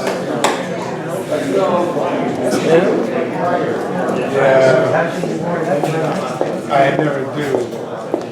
Since I was there, on. Can I ask you all to move up close so we can make sure everybody's hearing as well as they can? I'm saying once again, we're going to have a good sound system next meeting, right, Rochelle? Yes, we are. Until Friday. We're going to be blasting out your eardrums. Okay, so we're returning to our meeting here, and we are on item 1 of old business. And this is to receive an update on the formation of the committee to research and report back on the board on possible alternatives to the manager/chief of police position and other issues related to district structure and mission statement. Carry over from last meeting. I'm losing my voice. Yes, Well, you guys don't mind me croaking all the time. no, don't croak on us. I mean, my voice, that's not trying to stay here. Just as background, then, Vanessa and I looked over the set of minutes, looked over what we were asked to do, and we come up with a form of committee application that we'd like to run by the board tonight. We also want some guidance to make sure that we have the correct scope of what this committee is going to do. I looked over the minutes tonight and I saw varying statements by each board member, but I didn't see one unifying set of goals and objectives to do. I think what we want to do is to have you look at our application for committee members, walk away tonight with a clear set of 4 or 5 goals and objectives. Next meeting, Vanessa and I will come back and give you a more detailed presentation on how the committee is going to work and what the timelines might look like. And that would be a draft memo the board would sign off on the next meeting. But tonight, to get the ball rolling, we wanted to have this ad hoc committee application so you could look at it. Okay. I would like to make a suggestion. And it has to do with getting a consultant. And that's become a bad word. But a couple people have suggested to me that it might be a good idea, since there are so many issues in play here. There's the police chief, general manager structure, the 2 district issue, the long-term fiscal health issue, whether we contract out to El Cerrito or police services. There's a lot of stuff, and it seems to me that if we had a consultant who would not be too expensive, do a review of the police servicing needs of the community in an objective fashion, and look at the issue of, assuming we keep a police force, what would work best in terms of number of police some sort of analysis of the current type of paradigm we operate under versus the split between the two positions. Maybe there's some creative thing where the new police chief is something less than a sit-in-the-chair police chief. Or the GM is just a financial analyst. Yeah, I mean, reduced roles somehow, but take an objective look at that. And also to answer this constant, should we contract out to El Cerrito? Look, take a look at what that would cost. Take a real look at what that would cost. An objective look, someone with no horse in the race, just like, I forget his name already. Adam Benson. Someone who really is out of this and is just looking at this objectively. What are the needs of this community, and what would be the wisest path fiscally and service-wise for us? And Lynn, I actually agree with you. I think this is a job for Kurt Schoberg, SEC, in Sacramento, who sort of like this group here does very specific work about assessing service needs, and I'm sure they've done this many times before and are well regarded statewide. And I think you've probably been introduced to Kurt. No, we've traded messages. Okay, and I worked with Melanie before. There was another firm, Laura Chick. Yeah, suggested SEC, him. that's SEC. I'm sorry, what? That is Laura's. Yeah, and there was another one that she suggested as well that we ought to look at, just to shop around. But, I mean, if we go for this. Right. At least a conversation, I think, might be a good way to go. I mean, I just think that we, again, we need data. There's so much opinion out there, and, there was a supposed study done in 2009 that concluded, it wouldn't work to contract out to El Cerrito, and I'm not sure that was an objective study. I personally think that we can't afford to contract out to El Cerrito even if we want to.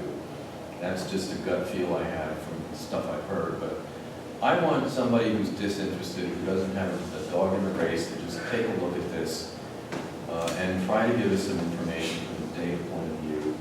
Maybe look at other districts that are somewhat similar to us and give us some sort of perspective on what our realistic options are. What kind of timeline are you Well, soon. I mean, I think, the most important thing is to get an interim chief. We have until May 31st.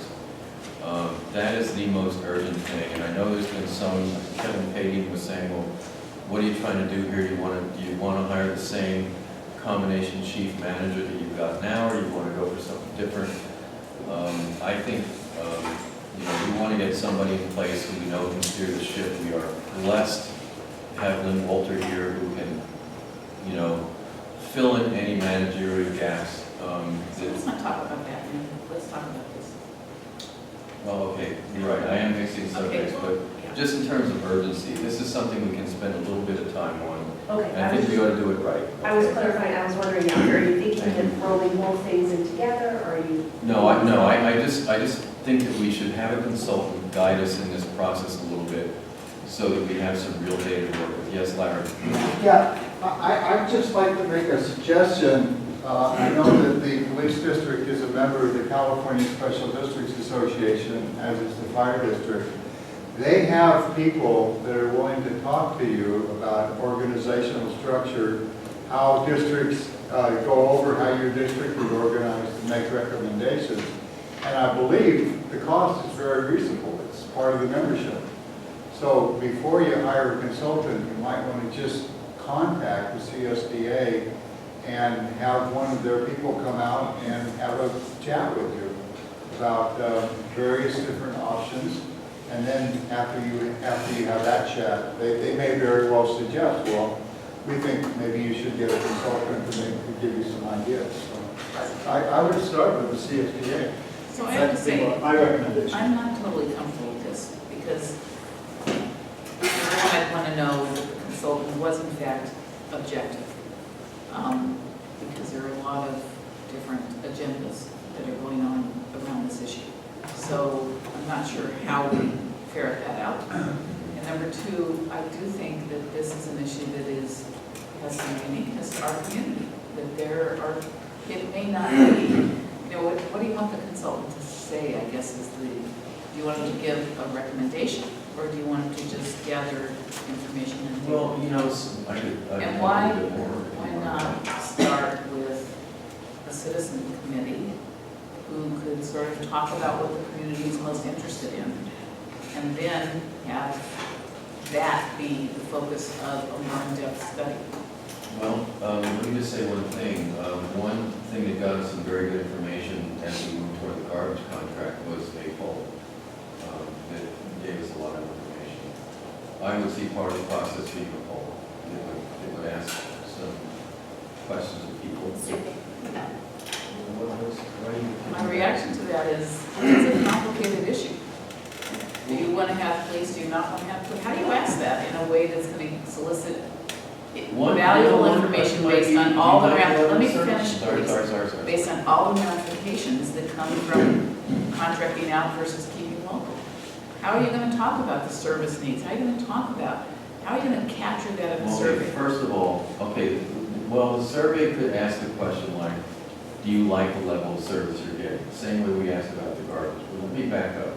I think the first thing is fiscal analysis. You know, there's a lot of people out there saying, let's contract out with El Cerrito, like that's a doable thing. I don't think it's fiscally doable. And if we get somebody objective to look at, you know, all of the issues that go into that, you know, there's a bunch of PERS contributions that have to be made that are astronomical in order to make a switch like that. The fiscal thing might knock it right out of the box to begin with, and it's done by an objective source, by somebody who knows what they're doing. And we fill in a lot of the blanks that our imaginations are filling in for us. You know, that might tell us right away that, okay, El Cerrito's off the table. Then the question is, you know, do we need 2 cops on duty all the time, you know, in Kensington, or can we have, you know, half the time 2 cops on duty, or do, you know, that kind of stuff. So if we went about it in the right order, and I think just like with the MOU, the first step is the fiscal thing, because that knocks out a lot of options right there, potentially. So that's all. Are these 2 companies prepared to make proposals? I'm sorry? Are these 2, I told you my voice was going. Are these 2 companies prepared to make proposals on what they could do as a scope of service for us? We could get them to make proposals. Just chat with them and just find out how. We could start with Larry's suggestion, have a chat with the Absolutely. CSDA. And check that's on the list of key words that I have for you, is CSDA. And go from there. I mean, maybe we get from that enough to sort of ask and tell, and then say, yeah, we want to go to a consultant, we know how to ask more intelligent questions. But I think we want to get this thing. You know, it's a big issue anyway. I mean, you know, it's an issue for the MOU, but if our only option is to have our own police force, because that's the only thing we can afford, we need to know that.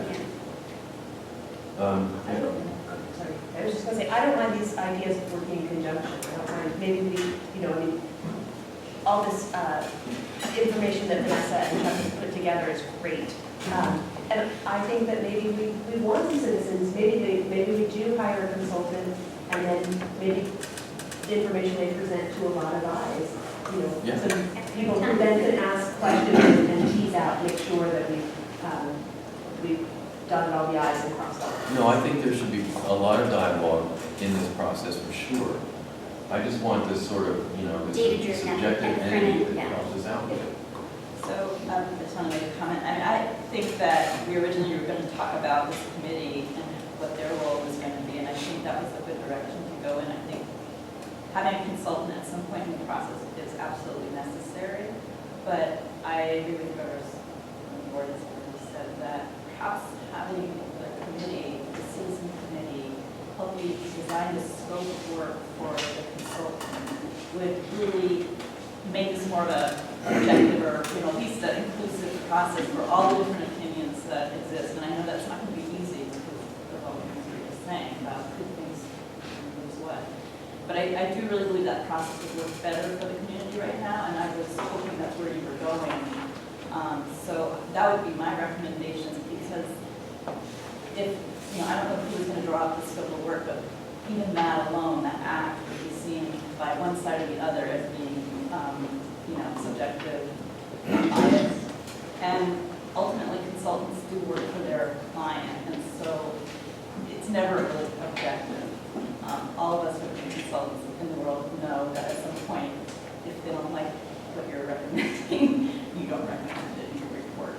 So I guess I'm just saying that I think there's a real important role for the community, so I like the applications we're working on, and I would like to see that group, but you might have to give them a real time frame to say, you get this done, so we can get this consultant on board. That would be wonderful. Well, maybe when Chuck and I contemplate this framework in terms of time, because I think that's an excellent idea, Gail. You know,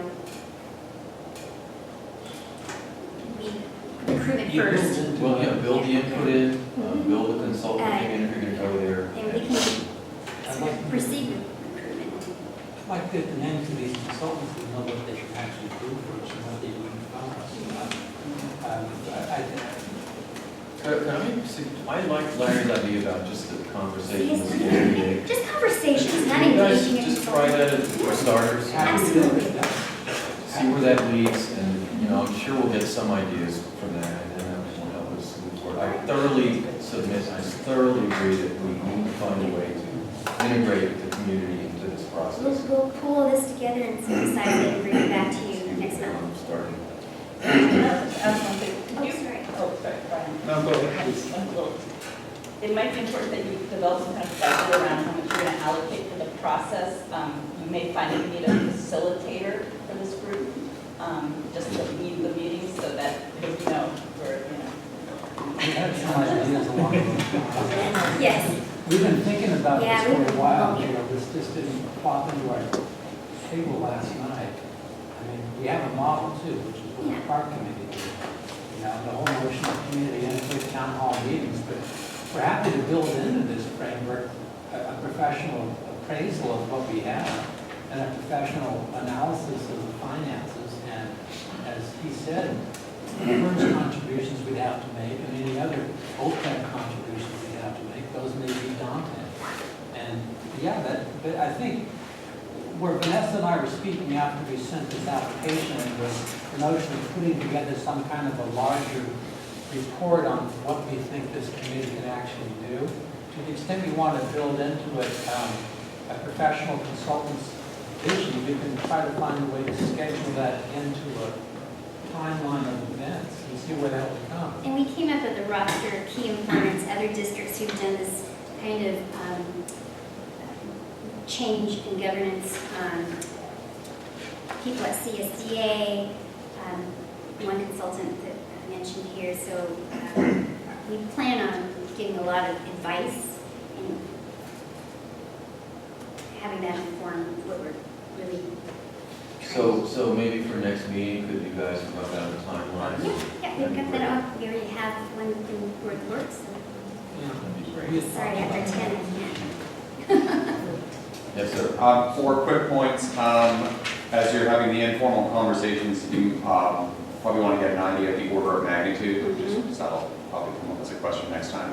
And with consulting, having done it before, consider a phased approach. So a phase 1, light touch, get to know them and make a decision and move on from there.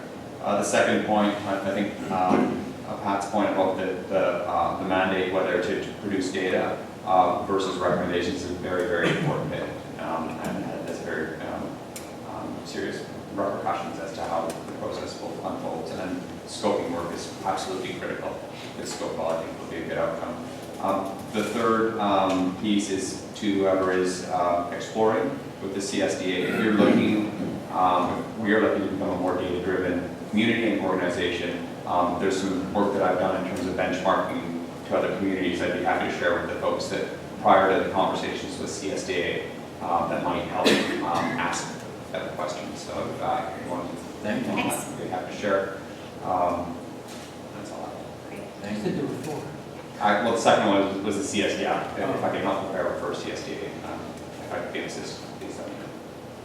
Okay, so we don't need any action right now on that. Just No, we don't. We'll just keep on moving if that's okay. Okay. All right, so then we get to number 2. I'm sorry, I need to make a correction to the minutes concerning letters submitted. Not all of these letters listed were submitted by me in the minutes. So page 19, the handwritten letter not submitted by me. Oh, that's good. Yeah, I think I'll turn that in. The one titled page, no wait, maybe it's 79 and it's 77, that was directed to you. So I'll need to read through. Did you send me an email? Yeah, because not all of those were submitted by myself. Yep. Not sure they all fall by correspondence. Yeah, no, I submitted, yeah, certain things.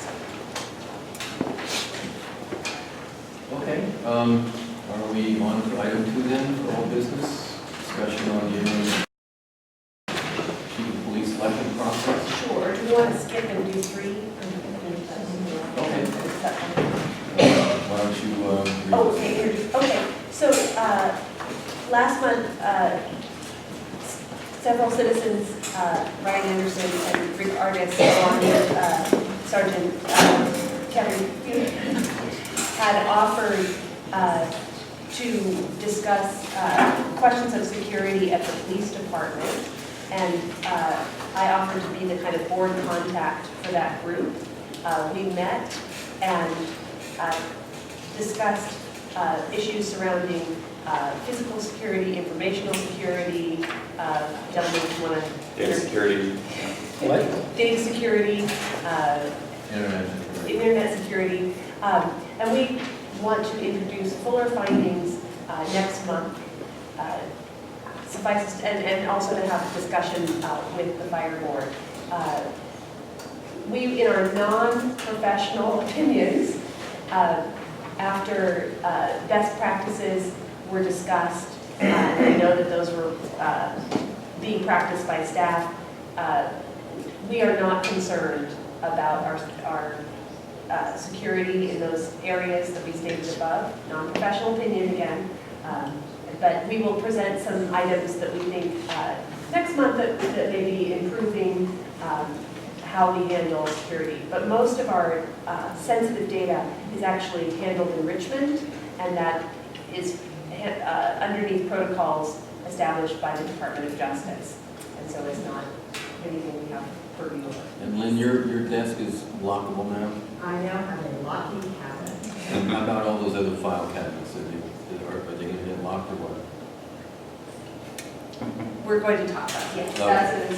we're going to, yeah. It's been a lot of discussion. Okay, Yes. thank you. So, I have to say something. When I brought this issue up initially, and people were asking for examples of security issues, I heard a couple of comments that I may have unwittingly cast aspersions on the fire department by noting that, anybody from the fire department had free access to the unlocked files in the police department, and vice versa for that matter. And, if you, for example, if you have personnel files and you're an employer, those need to be kept, accessible only to select people. And I was not trying to imply in any way that I was worried about some fire department person stealing our stuff. It was just, it's a security issue. We have multiple departments in one building. Each has its own privacy issues it has to guard. And it's not that you're worried the other entity is going to do something bad. It's just a matter of standard practice. So just to clear up, in case somebody felt I was trying to impugn the fire department, I certainly was not trying to do that. I love you guys. And I want to thank the Chief Harmon and Lynn for, keeping us, allowing that to happen, because that was really generous of, opening up and saying, these are how we handle things and explaining it. So that was really very, very helpful, and we appreciate it. Okay. So we'll hear more on that next meeting, and then we can go back to item number 2. Oh, go ahead. On that, which is just because it's not here, Sergeant Kevin Buick has actually been pretty admirably really down forward on a lot of things that I was concerned about. And so a discussion with him made me much less concerned about a lot of the things that I might have scared people with last night. Security issues. So like the data, internet stuff, you mean? So anyway, I just want to give credit where credit is due. He's been holding down the fort the main He's message, not here, but I just wanted that. the main message there is that the Richmond really is where the data are stored that are hackable or critical, and they have The overwhelming majority. How are their securities? DOJ thinks they're all right. Oh, And Better, not that we can't have that either, Yes. right? But yeah, it's actually pretty good. A lot of the I things. was driving in tonight and I heard that ISIS had actually commandeered a French television network and shut it off. So, I mean, anything is possible, but, you know. Lord knows, we're gonna be their target sooner or later. Well, my point is I just raised it. Yeah. If someone wants to hack, I'm personally more worried about the utilities than. Well, I Be that as it may. just want to make sure we're state of the art. You know, I want us to be able to say that, you know, we're state of the art and we're doing all we reasonably can do to protect our security. That's what I want to be able to do. We're not magic, but we can do our reasonable best. All right, so are we then ready for our final item? Well, no, not our final item. Final other ones. Our final difficult item, let me say that, number 2. Who would like to bring us up together? I'll start. The job posting for your packet was released before we were quite ready to do so. So there are some things on here that need to be corrected because, and it needs to be reviewed by a lawyer before it should be published anywhere that matters. So I have a couple of comments on those, but then let's talk about the general process. We have a job description that will be posted, and there are some issues that the board needs to decide in terms of salary and benefits and the term of the agreement. Those I'd say would be of the person who's going to be appointed. Those I'd say would be the 2 most important things that the board needs to look at. There are some issues with the job description and the essential duties, quote unquote, but we can discuss those in a minute. And then we have a process that would be in place once this is approved by the board so that we could post it, have Michelle and me, at least this is my proposal, Michelle and me would take a look at it, look at the applications that come in, shortlisted, get 3 to 5 candidates, depending on how many we have a public meeting where those candidates would appear, be allowed, public to be allowed to question, and then meet to the board, and all that would take place before, hopefully, May 15th. And this would be a special meeting for the review process.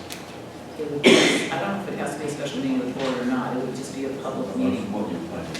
Yeah, that's what I thought, it was just a public meeting. Michelle, I don't know if you had a different time frame because we didn't have. I had a slightly different time frame, which is connected to this, and the only but I'm very happy with yours.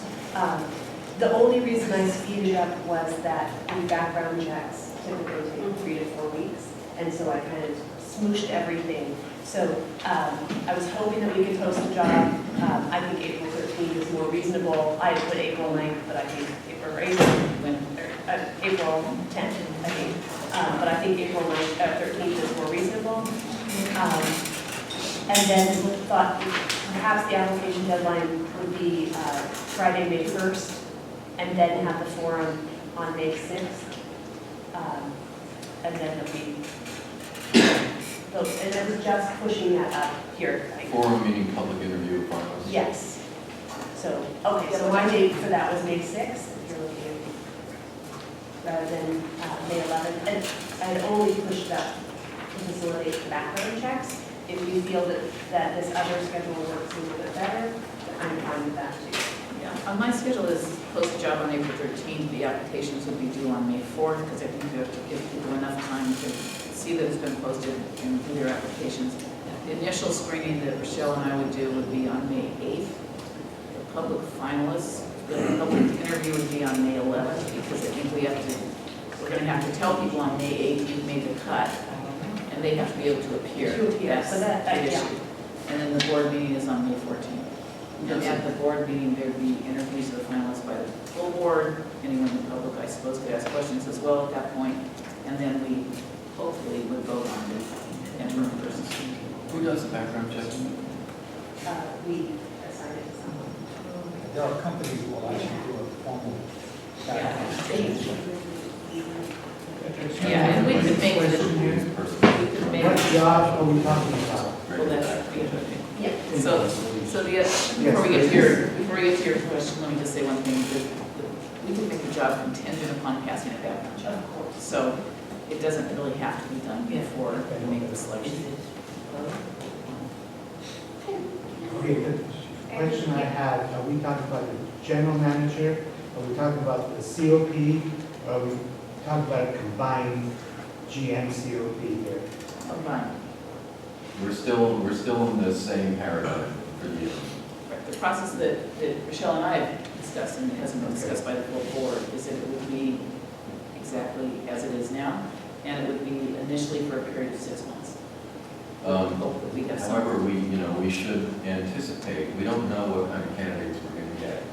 And I'm going to guess that we're going to see candidates who are really good police chief types and probably weak on the management side. It depends on who we get. It could be a lot easier to separate it at this time. Not only that, but it gives you a chance to see how that works out. We really don't have, the whole point of having the committee that Vanessa and I are working on was to examine the feasibility and the need to split it. If you split it now, there's been no finding of why it's necessary. I mean, it's anecdotal evidence you guys have, but there's no board finding of the need to separate the jobs. I'm not advocating one or the other. It's a question of what's the most expeditious, but to split it now without actually having a reason to do it just doesn't make any sense to me. Well, you eliminate the conflict of interest. Well, that's an opinion about whether one individual is. We've lived with a conflict of interest, if there is one, for a very long time. It would be very expensive right now if we were going to hire 2 people to do this without thinking about how to do it. Some thought has to go into this if we're going to be able to afford it. If we're going to split them, that's going to take some thought, and it's going to be a cost issue, so. And Go ahead. I was going to say, I totally appreciate your concern, but because of time constraints and budgetary constraints, we felt that this was the best option. We're just limping along a little further until we figure it Yeah, out. no, and it's totally something, but we just felt that it was better to handle that broken out and to really examine it. Thank you. Michelle, I See? think Vanessa has something to say. Or is this board discussion, or is this still? One of them, go ahead. Okay, so, We'll get this here. this is not a criticism, this is a very tight timeframe. And I've been speaking with other jurisdictions who've been looking for a chief. And here's a thought, I'm just going to throw it out there. One thought I had is perhaps advertising for a combined position and then advertising for just a COP, just the chief of police, and have 2 concurrent postings and see what you get. Oftentimes you see that with public agencies. Another thought would be to buy us a little more time to just find the right person who could maybe last even longer than 6 months and combine duties. And tailored, and I'm not comparing jurisdictions, I'm just explaining the recruitment process for chief of police. They put in a per diem while they go through this recruitment process for an interim. And if you call the sheriff's department or any other agencies, there's a roster of really good cops who retired and would love a per diem. Per diem would come in give us maybe 3 or 4 more weeks of search time, and we could really find a really good candidate beyond May 31st or longer, because this is a really tall order. I'm just trying to be a little more realistic, and I have opinions about whether there should be one or the other, but I think the brevity of time presents some issues that could be resolved. You could get the end result you really want, but a per diem might be a thought. I see the value in what you're saying. Our trick is that we have to have a GM legally. Yes. So there's our our sticking point. Plus, I think that as ambitious as this is, there are many people who have said, and will continue to say, that this is going to be very easy, that there are going to be a lot of people out there who are going to want to apply for it. If we don't get sufficient people applying, then I think maybe consider the alternative of something else. For anything, just pretty quick deal, we have to do it. Instant, and then even with public law group, they have per diem city managers. So that's a fallback. If for some reason we can't do this, we have it as a fallback. Right. And it's not a huge budget, you know, it's, you get a per diem city manager to come in 3 days a week. That's not the point. If we could get someone who can actually fill the job and is qualified, More then we power ought to to go you, for it. Pat. Yeah. I'm always the optimist. So I'm not disagreeing with you that it's a very ambitious schedule, and I think if we get to May 8th and we say, holy crap, we don't have people who really are qualified to do this, we're going to have to reconsider. Yeah. And that would be my suggestion, Let's rather see than that far. not trying to make the schedule. You want to post this job on April 13th, today's April 9th, and we haven't even discussed salary. I know, that's what we have to decide tonight. And I have no idea what a appropriate salary is even for an interim. I know that the last time we did this with Brown Taylor, he charged a whole lot more than the chief was getting. Not less, Right. more, because we were not paying benefits. Right. So, through we can talk salary now, or we can talk some We of the want other to hear issues? just a couple comments from the public here and here, see if someone The question is, have you thought about putting somebody in as a consultant so that you don't have to pay them the benefits of medical? There are people out there, I think, who are retired from the force. They probably welcome an That's interim what Brown position. Taylor There are restrictions. I was just talking to Adam before he left. If you have 980 hours that a person can work and still be eligible for his pension, but that's basically 6 months. And bringing in a consultant, you could probably get out of the whole pension medical side of it. Right, so one of the things, Jim, that was suggested by, I think, Richard Carlson, was that we really try to look for retired people because we might not have the benefits issue. So certainly if they apply, we would want to consider. I just did, I didn't quite hear what you said, I just did talk about benefits and medical also being included in this item. It does as it's currently written. Pardon? That's why I said that this draft is not necessarily Okay. correct. I was just going to say, you can leave it, I mean, you can list the job opening and say it'll be based on experience. You don't have to say right now. And then once you figure out who your candidate is, you can, like, if it turns out to be a retired annuitant, then yeah, you can do it on a different basis than somebody who was looking at it as salary and benefit package. Exactly. So- So either as a salary range or a salary. So the main thing though is if you start talking tonight about it and it's in the minutes, then whoever's applying to look at the minutes to see what you talked about. Otherwise, they're going to be saying, well, I know what the chief makes. And so they're going to think that's the top level. So it's just, it tactically, I mean, you can do it either way. Yeah. But Because it's more than just salary, it's total compensation when you include, so, you know, just approving a salary doesn't represent what it's going to cost the district. It can be a very different conversation depending on who applies. Exactly, so why don't we make it undependent on, Yeah, Celia, did you still want to say something? I would. Just reading the proposal there, you have an 11-month time period for the interim, and now you're talking 6 months? No, it listed, I think, should be 9 months. Well, it says June 1st, February. That's 9 months, isn't it? Oh, February 28th. You're right. Both hands. Well, okay. And that's, this is a draft form, so we were going to discuss and figure out what exactly would work. so the passages, you said there were changes, could you walk us through this? Sure. So I think in the last paragraph where it says old-fashioned community building, we'll take out the words old-fashioned. Okay, great. Yeah, that does sound like. Yeah, it sounds a little Mayberry. Andy Griffith, Barbershop quartets and warm candy. The term essential duties has some legal meaning. It has to do with what defines a job and whether you have to make some kind of reasonable accommodation. So I think we should just use the job description that is in the policy manual that's been adopted by the board. That to me is the safest way to make sure people understand what the expectations are rather than trying to restate them or summarize them. And so I would just say duties, see attachment A, and then include this portion of the policy manual that actually describes what the duties are for general manager, chief of police. So that would be my suggestion there. As we discussed before, it is illegal to require a bachelor or BS degree. Believe it or not, I know no one believes that. I will tell you as a labor lawyer that is illegal. No, the whole state of California is illegal.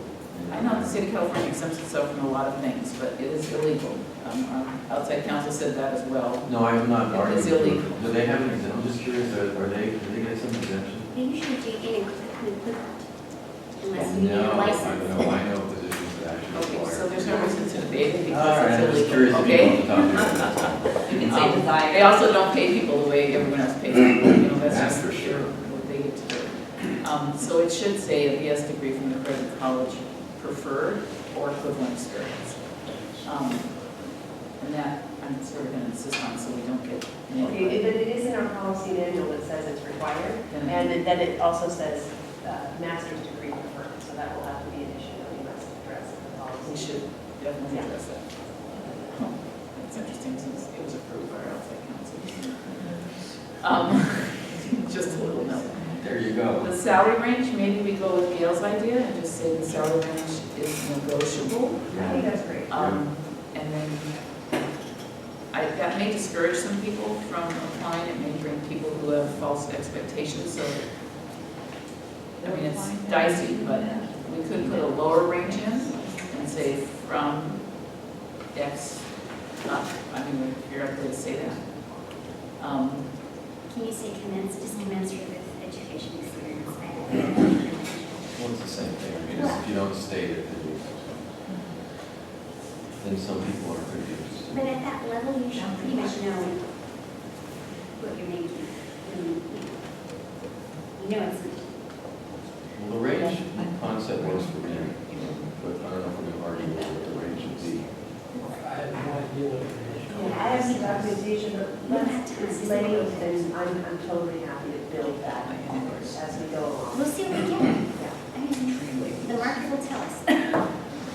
So you're going to leave it as salary commensurate with experience? Or Training experience. Or negotiable. salary? Negotiable. I hate to say it's commensurate with experience because we have a limitation on what we can pay. I would say negotiable. So I would probably say negotiable. Celia, what From a practical point of view, would it not be easier to find somebody who could act as the general manager in a part-time position and a separate somebody as the chief of police? Because the training that such people have doesn't necessarily overlap. And somebody who was trained to do police work isn't necessarily experienced with running budgets. And this has been a serious problem for us. And so in looking for interim people, and we're trying to find retired people, part-time people, it makes more sense to try to separate the positions right now. And then still have the discussion of whether or not we want to keep them together. I think that the chief of police would be offended if you don't think he can manage the budget of the department. The multi-billion-dollar budget that he creates actually as the chief of police, that's what he does. So I mean, any police department, Berkeley the same way, their chief creates their budget, it's approved by the city council, but he's in charge of creating a budget for police services. So we're asking him to add on some community services on top of it, but I think any chief you're going to get worth his salt's going to have to be able to wear that hat. He's not just going to be managing cops, coming in and sending out cops on patrol. He's going to be managing the budget. And in fact, at this point, creating a new one looks like. With the new general manager, simply take over the budget that is there and work with that. Our budget expires in 2030. So we're up against 2 times costs. So I appreciate your comments, Celia, but I think we already discussed the splitting. And I think at this point, we don't think it's the right thing to do. At least I don't. I don't think we have time. And the money is also a big issue. But I'll tell you what, I mean, if somebody comes and is fabulous as the chief of police and somebody else comes up and volunteers and says, I'll be the GM, I think we'd consider that. But I think we've got to look for someone who can do the whole job right now. I think that's the situation.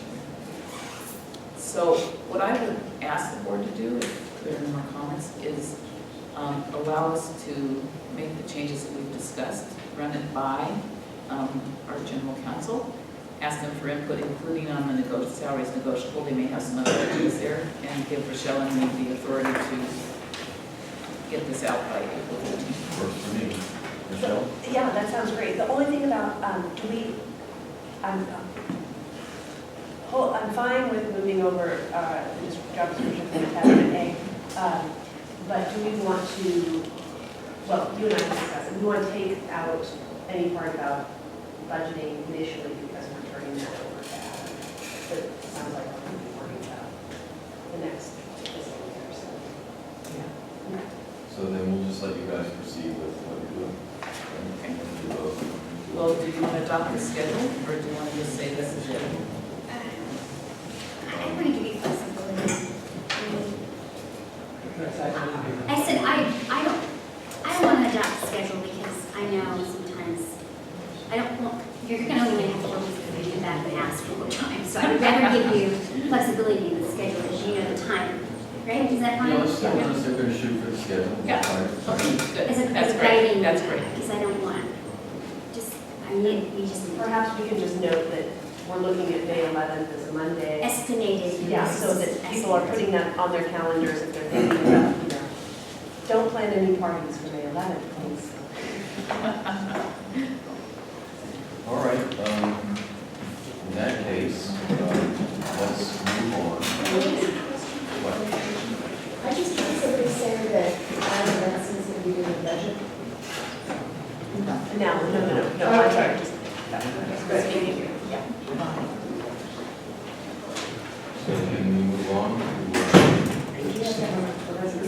thought we were, just sort of consensus. Oh, is it advisory? What's that? Is this advisory or reaction, board action? To me, it's advisory, but it's something you want to get close. It says board action. Doesn't mean. I advise you go move ahead. Okay. I'm sorry? I advise them move ahead. Okay, let's go ahead. Okay, great.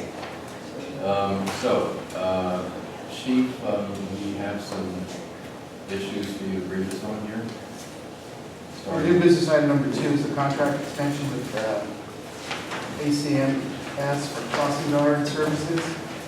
What I'm requesting the board to do tonight is approve the amendment to the agreement between All City Management Services, ACMS, and our district to continue to provide crossing guard services at the intersection of Arlington Avenue and Kensington Park for fiscal year 15-16. We've contracted with ACMS for crossing guard services since December 1st, 1995. ACMS is requesting an increase of fees of $16.69 per hour to $17.19 an hour for 630 hours of service, not to exceed $10,829.70. Our current fiscal year agreement is budgeted for fees not to exceed $10,515. This rate increase of 3% was due in part to the passage of AB 1522, which starting July 1st, crossing guards will also be entitled to be paid for sick leave. If the new rate's approved, it should be incorporated into the 15-16 operating budget. We are also entering our second year of our agreement with the West County School District, in which they've agreed to reimburse the district for the cost of the crossing guard service. Both the school community and members of the police department have been very satisfied with the service provided by ACMS over the years. The crossing guard at Arlington Avenue and Kensington Park is an essential part of our traffic safety efforts in the district. I'm requesting approval of the extension agreement. Also, last year I was asked by the board to see if there are any other firms that could possibly bid on this contract. In checking with most communities, they hire their own crossing guards as employees of the city, police department, or school district. However, I did locate 2 firms that do provide crossing guard services: J&J Special Services and Parking Management Services Company. Neither of these firms offer services in the Bay Area. So there are no competing firms with all city management service in the Bay Area. So Chief, what we're looking at here is a contract upgrade of around $300 a year. Yes. $314 a year, actually. And it's, I think we can handle that. yeah, the fiscal impact's neutral though, because the school district, so it's cost neutral. We'll have to send them a letter and ask if they'll agree to the increase through the agreement we have with them. So most will cost us $300. I don't think we really need to send them a letter because they say they'll reimburse the amount, so. And given that you don't have an officer up at the school all the time, you just process those. So I think they can make up $320 a year. So it's cost neutral. I move that we adopt the contract extension as proposed by Chief. Is there any community discussion out there? I think they're nice. Like, 2 thumbs up? Yeah, it's Agnes. You're not All right. Agnes. No further discussion, all in favor? Aye. Opposed, motion passes. Item 4. Times 3, 3. 4, and 5. We're all getting pretty. Yeah. Item 3, could you read this, Chief? Every year, the board needs to approve resolutions prepared by NBS that initiate the process of collecting the park tax assessment pursuant to the Landscaping and Lighting Act of 1972 that established the Kensington Park Assessment District. The first step in this process is the approval of Resolution 2015-01, which is the approval of the annual report for the Kensington Park Assessment District for fiscal year 15-16. Copy of that report, engineering's report fiscal year 15-16 is attached to the resolution for review and board approval. So what I suggest we do is we take it in 3 parts. Let's take the first part, Resolution 15-01, which is the approval of the engineer's report. Take board comments, and if we get that one passed, we'll go to the next one. And just to be clear for everybody involved here, this is our annual updating of the special tax as it applies to the park. We have to do it on an annual basis, right, Greg? Yes, it has to be done every year. And it's a 3-part, we approve the report, we schedule, we submit the report to the district secretary, and then we actually have to have a public hearing in May approving this special assessment again for another year. That's correct? Yes. We've been doing this how long? How many years have we been doing this now? Since 1994, right? Right, since the district was formed. Well, this is the 1994 special tax for the park. Park maintenance. Yes. All right, so I move that we approve resolution for 2015-01. Any discussion? All in favor? Aye. Motion passes. Now, the second part of this process is the approval resolution 2015-02, which is basically the initiation of proceedings for the levy and collection of the assessments of the Kensington Park Assessment District for fiscal year 15-16. So basically what you do when you pass resolution 1502 is you're actually notifying us to start the proceedings to levy and collect the assessments for Kensington Park maintenance.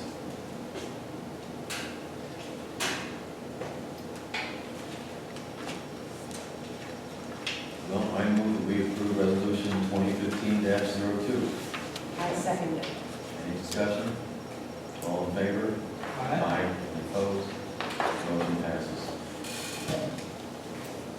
Now, the third step in this process is the approval of resolution 1503, which is the board's declaring its intention to levy and collect assessments for the the Kensington Park Assessment District for fiscal year 15-16, and to set the public hearing for Thursday, May 14th at 7:30 p.m., which is our regularly scheduled meeting. Once Resolution 1503 is passed, staff will have to publish it in the local paper at least 10 days prior to the May 14th meeting. Just for everyone's information, the total assessment for each dwelling unit is $15.62. That's $15.62, which is an increase from $15.24 last year. There will be a total of 2,188 parcels to be assessed. The balance to the levy will be $35,191.60. This revenue can only be used for maintenance in the new park. And when you do your budget for the next fiscal year, as it's been in the past, you have to break out maintenance for new park, maintenance for old park. And that's what we do when we prepare the budget. So what I'm asking the board now to do is approve Resolution 15-03. I will approve resolution 1503. 1503. Second, any discussion? All in favor? Aye. Aye. Any opposed? Motion passes. None of you can leave till we actually sign these resolutions. Right. Do you want to take a copy? Does Lynn have a master? And she does. But you all can leave, we're done. We have a motion to adjourn the meeting. I really be adjourned the meeting. Second, all in favor? Aye. Thank you all for coming out. Thank you, Lynn. Thank